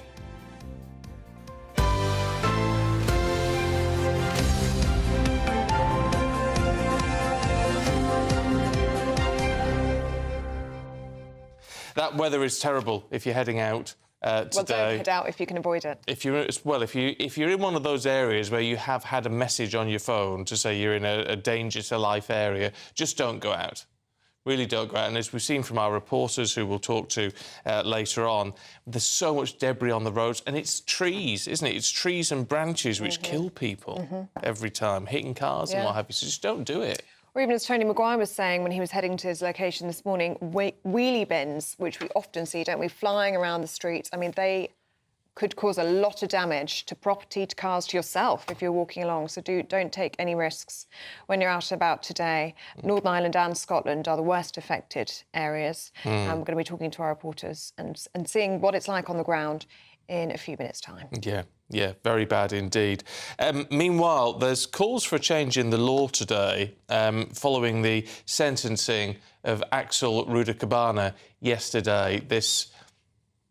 I don't know how to describe him, this person who murdered those 3 little girls in Southport, thankfully admitting his guilt, which is some cold comfort to the families involved and all the other people who were injured and those entire community scarred by the absolute horror of what happened in July last year.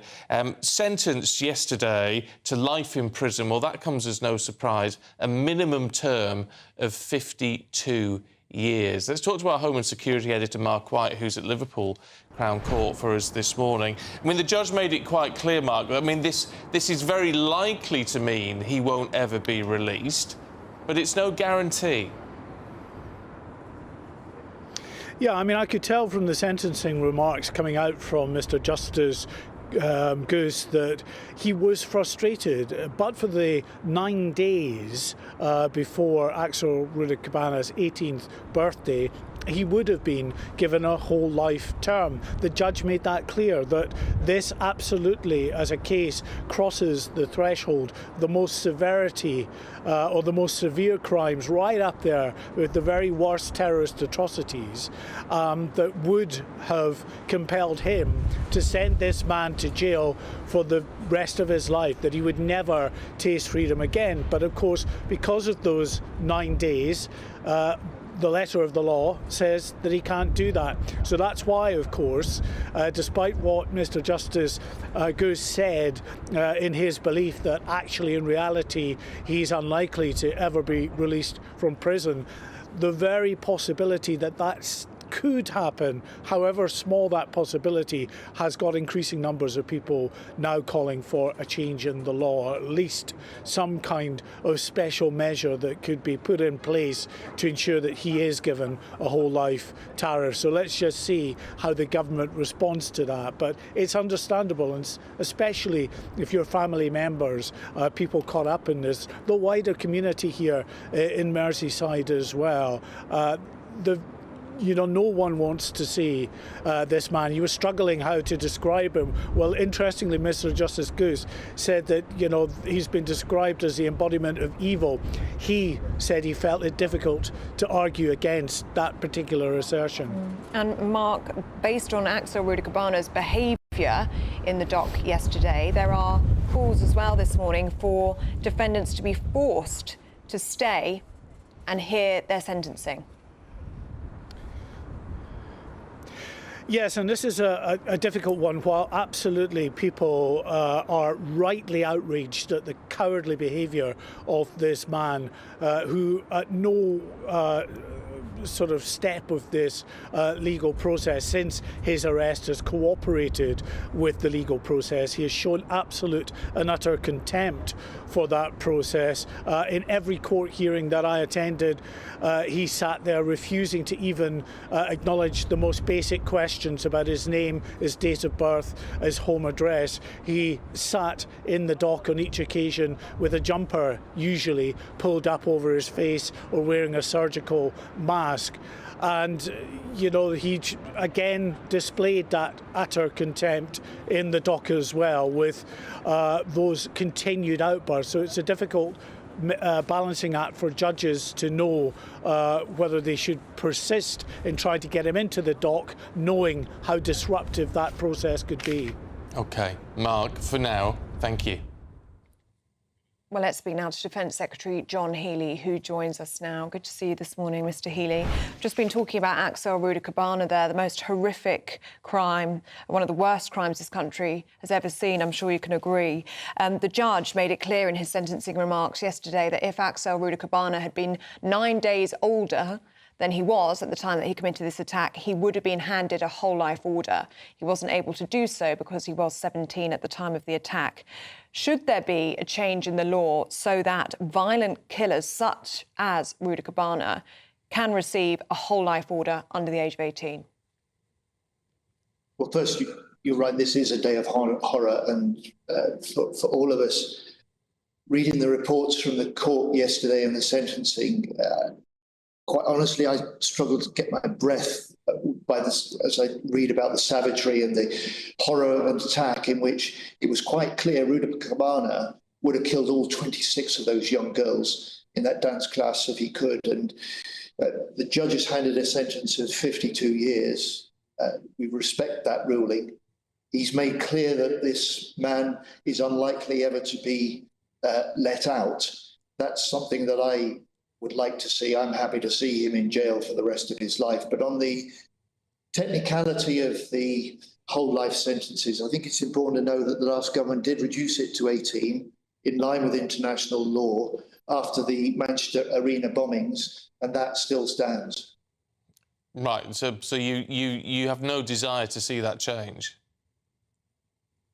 Well, that's consistent with international law. That still stands. There are a range of other aspects of law, of agencies who have failed in this case to step in. They knew about this man's extreme violence, but they failed to take any steps that might have prevented it. And there may be changes also in the programs that are designed to deal with this sort of extremism. That's what the inquiry, now the court case has finished, which was launched this week, will do. It started its work, and Keir Starmer, the Prime Minister, has said that inquiry is open, and any changes that it looks to make, we'll consider, because that's a way not just of honouring the memory of the victims to ensure they get justice, but in their memory, we make and deliver the changes required. Axel Rodinkabana refused to sit through the victim impact statements yesterday. He refused to be there for sentencing. Does the legislation need to change to force defendants to sit there and hear sentencing remarks? Yes, and it will be. As a government, we said we'll introduce the legislation this year to do that. It was cowardly. It was contemptible. The victims and their families have to face a life of his crime, and he should have been in court to look them in the eye and face the justice that he has deserved. And so we will change the law. We'll allow courts to require attendance in extreme cases like this of those responsible, using force if necessary, and other measures if that's required, like extending their sentences. Can we talk about defence? You're stuck between a bit of a rock and a hard place, aren't you, at the moment? I know you're there announcing a huge investment in using Rolls-Royce to bolster our submarines, and it's all beneficial for nuclear deterrent and all the rest of it. But you're also facing a situation where President Trump is going to basically say NATO members need to stump up more cash for their defence budget, and he's talking 5%, which is more than double what we put in now. Otherwise, it looks like he may decide America doesn't want to be part of NATO anymore. I mean, you've got some tough decisions to make, haven't you? Of course, it's tough. Everyone agrees we need to increase defence spending. We need to do that to meet the increasing threats. It's one of the reasons that we've already increased the budget for defence by £3 billion. It's why we've got a commitment to increase defence spending in the UK to 2.5% of GDP, or what we produce as our national income. And this is a country that's not spent that since 2010, when Labour was last in government. And it's that long-term commitment to increase defence spending that is part of the reason that I can announce the £9 billion contract with Rolls-Royce, not just for the work they do now to maintain our nuclear submarines, but to develop the reactors that will power the future generation of submarines to reinforce the security of our seas and our ability to defend Britain. Well, talking about the security of our seas, can I ask you about the Russian spy ship that was being monitored by the Royal Navy earlier on this week? Very concerning and alarming situation. How concerned should we be? And should the government be able to impound ships that we suspect of spying around UK waters? We should be concerned. One of the reasons that I authorised the surfacing of the submarine close to that spy ship recently was to say to Putin, we see you, we know what you're doing, and we're watching you every step of the way. But it's also to warn the public that increasing Russian aggression threatens some of the things that we depend on for our everyday life, the undersea cables that carry our internet connections, our energy, and other things. The fact is that we can track what the hostile ships might be doing. And in the case of, on Christmas Day, when that cable was damaged and broken between Finland and Estonia, the Finns boarded that ship, they seized it, so action can be taken if there are good grounds for believing that there are international rules that are being broken. So this is a warning to Putin that we and our allies, because we work very closely with Finland and Estonia on that, will act, and we'll act to defend our countries. Whatever we do to defend our country, whatever plans you put in place, whatever spending there is, it is nothing without the men and women who serve in Britain's armed forces. You must agree with that. These people who we ask to put their lives on the line if necessary.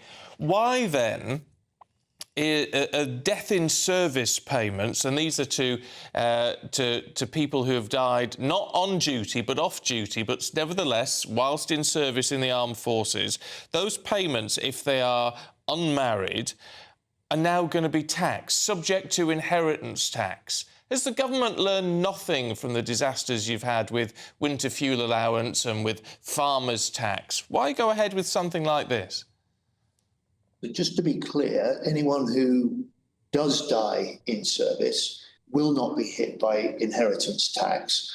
And our armed forces are nothing without the men and women who are willing to serve to defend the rest of us. That's why we brought in this first 6 months as a new government, the biggest pay rise for our armed forces in 20 years.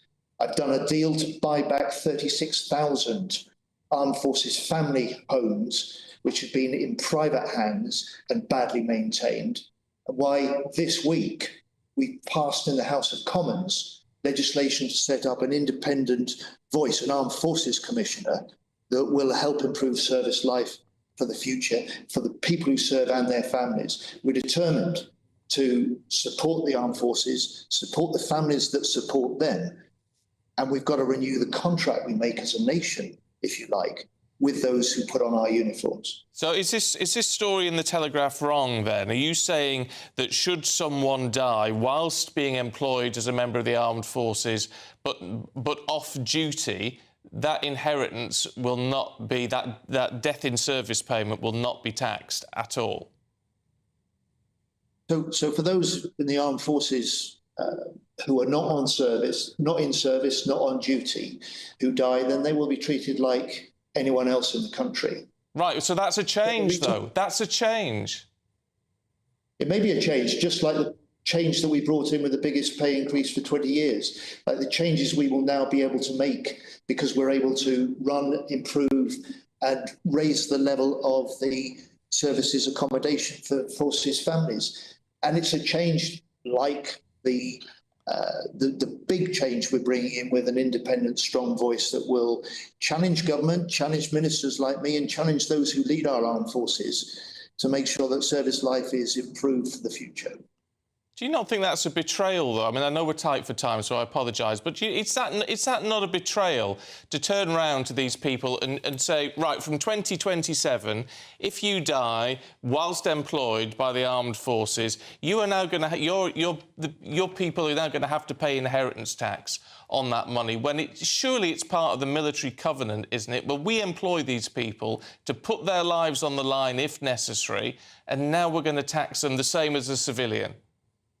And when they are in service, when they are on deployment, when they are putting their lives at risk, they will be protected like they always have been. This is part of a wider change. And of course, inheritance tax affects so few of us across the country when we die.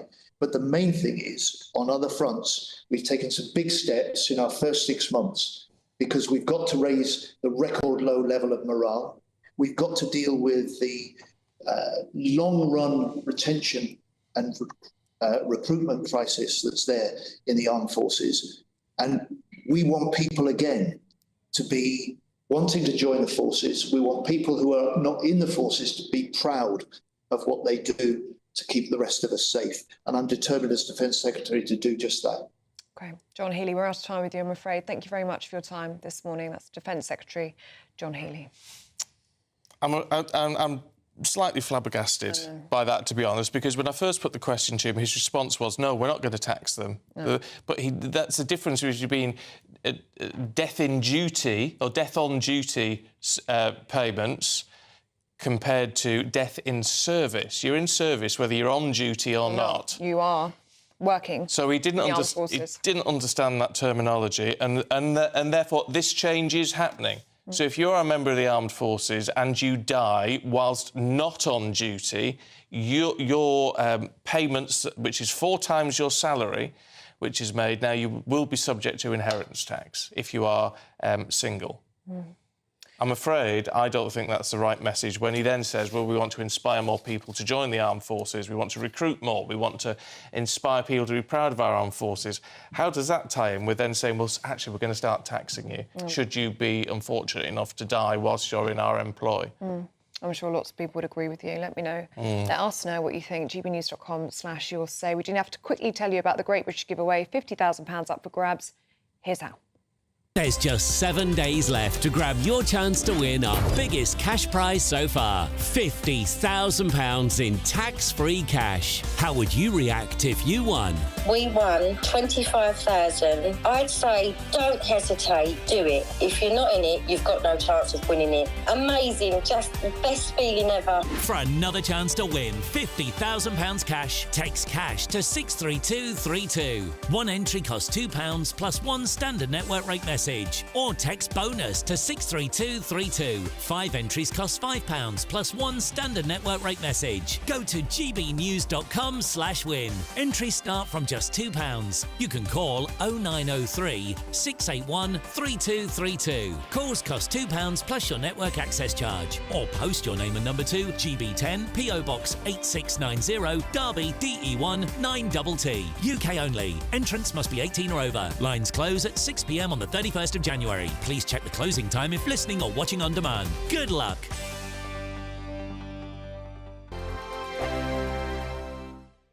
Good Afternoon Britain isn't just about us. The wonderful thing about this programme is it's about everyone watching. It's an interactive programme. Well, there absolutely is something to see here, and we're going to be talking about it more. Whether it's breaking royal news, Will, please bring us up to date. Or indeed a particularly punchy speech in the House of Commons. Very, very curious. We bring it to you live, and then we bring you live reaction as well. That's Good Afternoon Britain, weekdays from midday. Only on GB News, the People's Channel, Britain's news channel.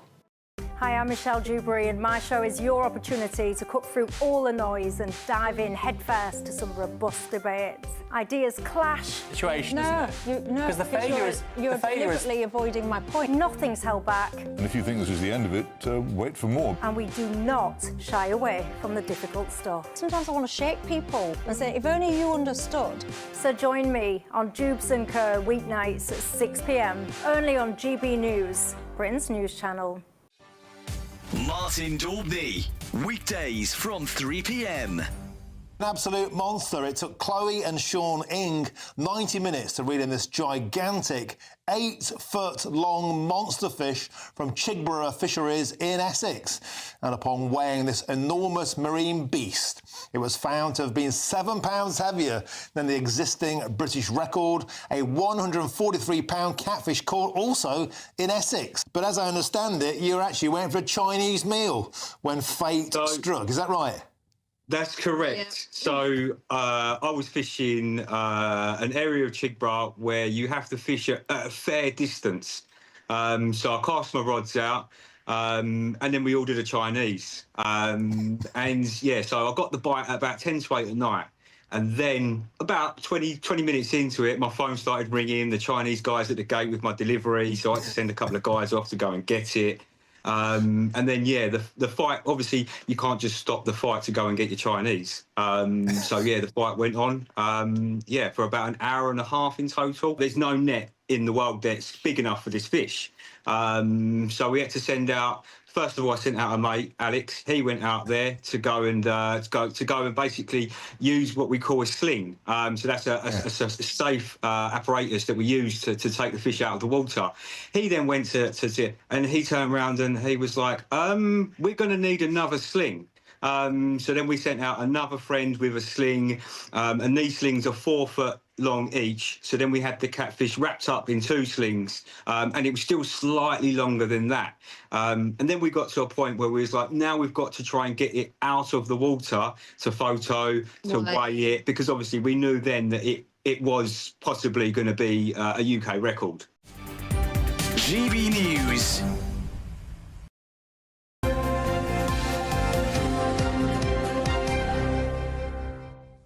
Storm Erwin is out and about. It's affecting Scotland and Northern Ireland. Just horrific winds up to 100 miles per hour. Let's go to Ayrshire, shall we? Tony Maguire's there. How's it looking where you are, Tony? Hello, good morning. Yes, certainly. We know this red weather warning is hitting the west coast at 10 o'clock. So when I tell you that this is the most sheltered option that we've come up with in the last hour, I am not kidding. We just ventured down a street. It started to flood and the waters were gaining so fast towards us, we had to make a split-second decision and move away from there, otherwise we'd become stranded. So we're still kind of down at a different location now at the Scots restaurant down at Troon Harbour, and as you can see behind me, all the sailboats behind me are holding strong. A lot more than I can say for the plant behind me. These winds now are picking up. You can perhaps hear the whistling noise of the wind, and well, we do not have hurricanes here in the UK. This very much feels like what we hear described to us from across the pond. Now, we've already heard that right across Scotland, numerous services have been cancelled. Stay safe, stay home and stay indoors. That's the message. Okay, all right, Tony, thank you very much indeed. What a situation there. And you stay safe as well, Tony. That has really ramped up in the past hour or so. So do stay safe. You're in those worst affected areas. Yeah, just don't risk going out. Stay in. Watch Britain's Newsroom with Ben and Miriam, which is coming up next. I'm back tomorrow. You're back on Monday. Here's your weather. Forecast.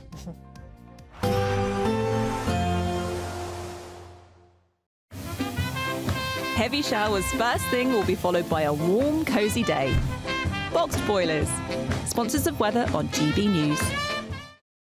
Hello there, good morning. Welcome to your GB News weather update from the Met Office.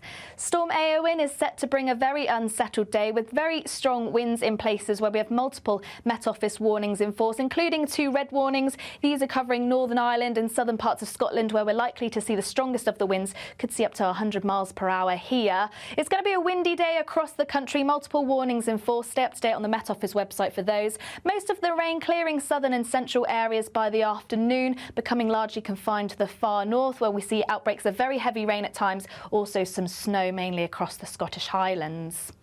Temperatures round about average for the time of year, but those strong winds are set to continue, particularly as we head into the evening. Lightening off across parts of the south, but in areas of the north we'll continue to see those heavy outbreaks of rain. Still some outbreaks of snow, mainly across hills, but we could see some to lower levels too. Very strong winds set to continue, particularly around coastal areas, but the rain set to ease across Northern Ireland, northern parts of England too. And once again across central and southern UK, most of the rain becoming fairly confined to the very far south east. But into the evening we could start to see some showers feed into western spots. Still the heavy rain continuing, becoming confined to the very far northeast of Scotland. We will eventually see winds ease away across central and southern areas, parts of northern England and Northern Ireland too. Winds will begin to ease and we'll see plenty of clear spells, so likely to turn rather chilly overnight, may even wake up to some pockets of frost. Still extremely windy across northern areas though, where we'll still have warnings in force as we head into Saturday for a time, but on the whole it's likely to be a slightly more settled day compared to Friday. Saying that though, we are eventually going to see some showers start to move in from the west. These could be quite heavy at times with some hail, also some thunder. May even see some winteriness across the hills as these move in, but across the very far east and southeast likely to remain dry and lighter winds compared to Friday.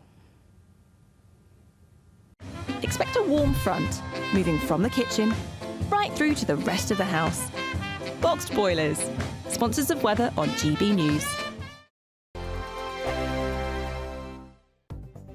The latest GB News travel. Good morning, I'm Russell Holding. There's widespread disruption this morning because of the storms, with a number of roads closed either because of strong winds or because of fallen trees, and a number of train lines also blocked and sailing suspended, affecting especially parts of Scotland, the north of England, North Wales and Northern Ireland. A1 in East Lothian is closed each way over the Tyne Bridge between Haddington and Dunbar. The M1 in Derbyshire down to a single lane northbound for emergency repairs between junctions 28 and 29.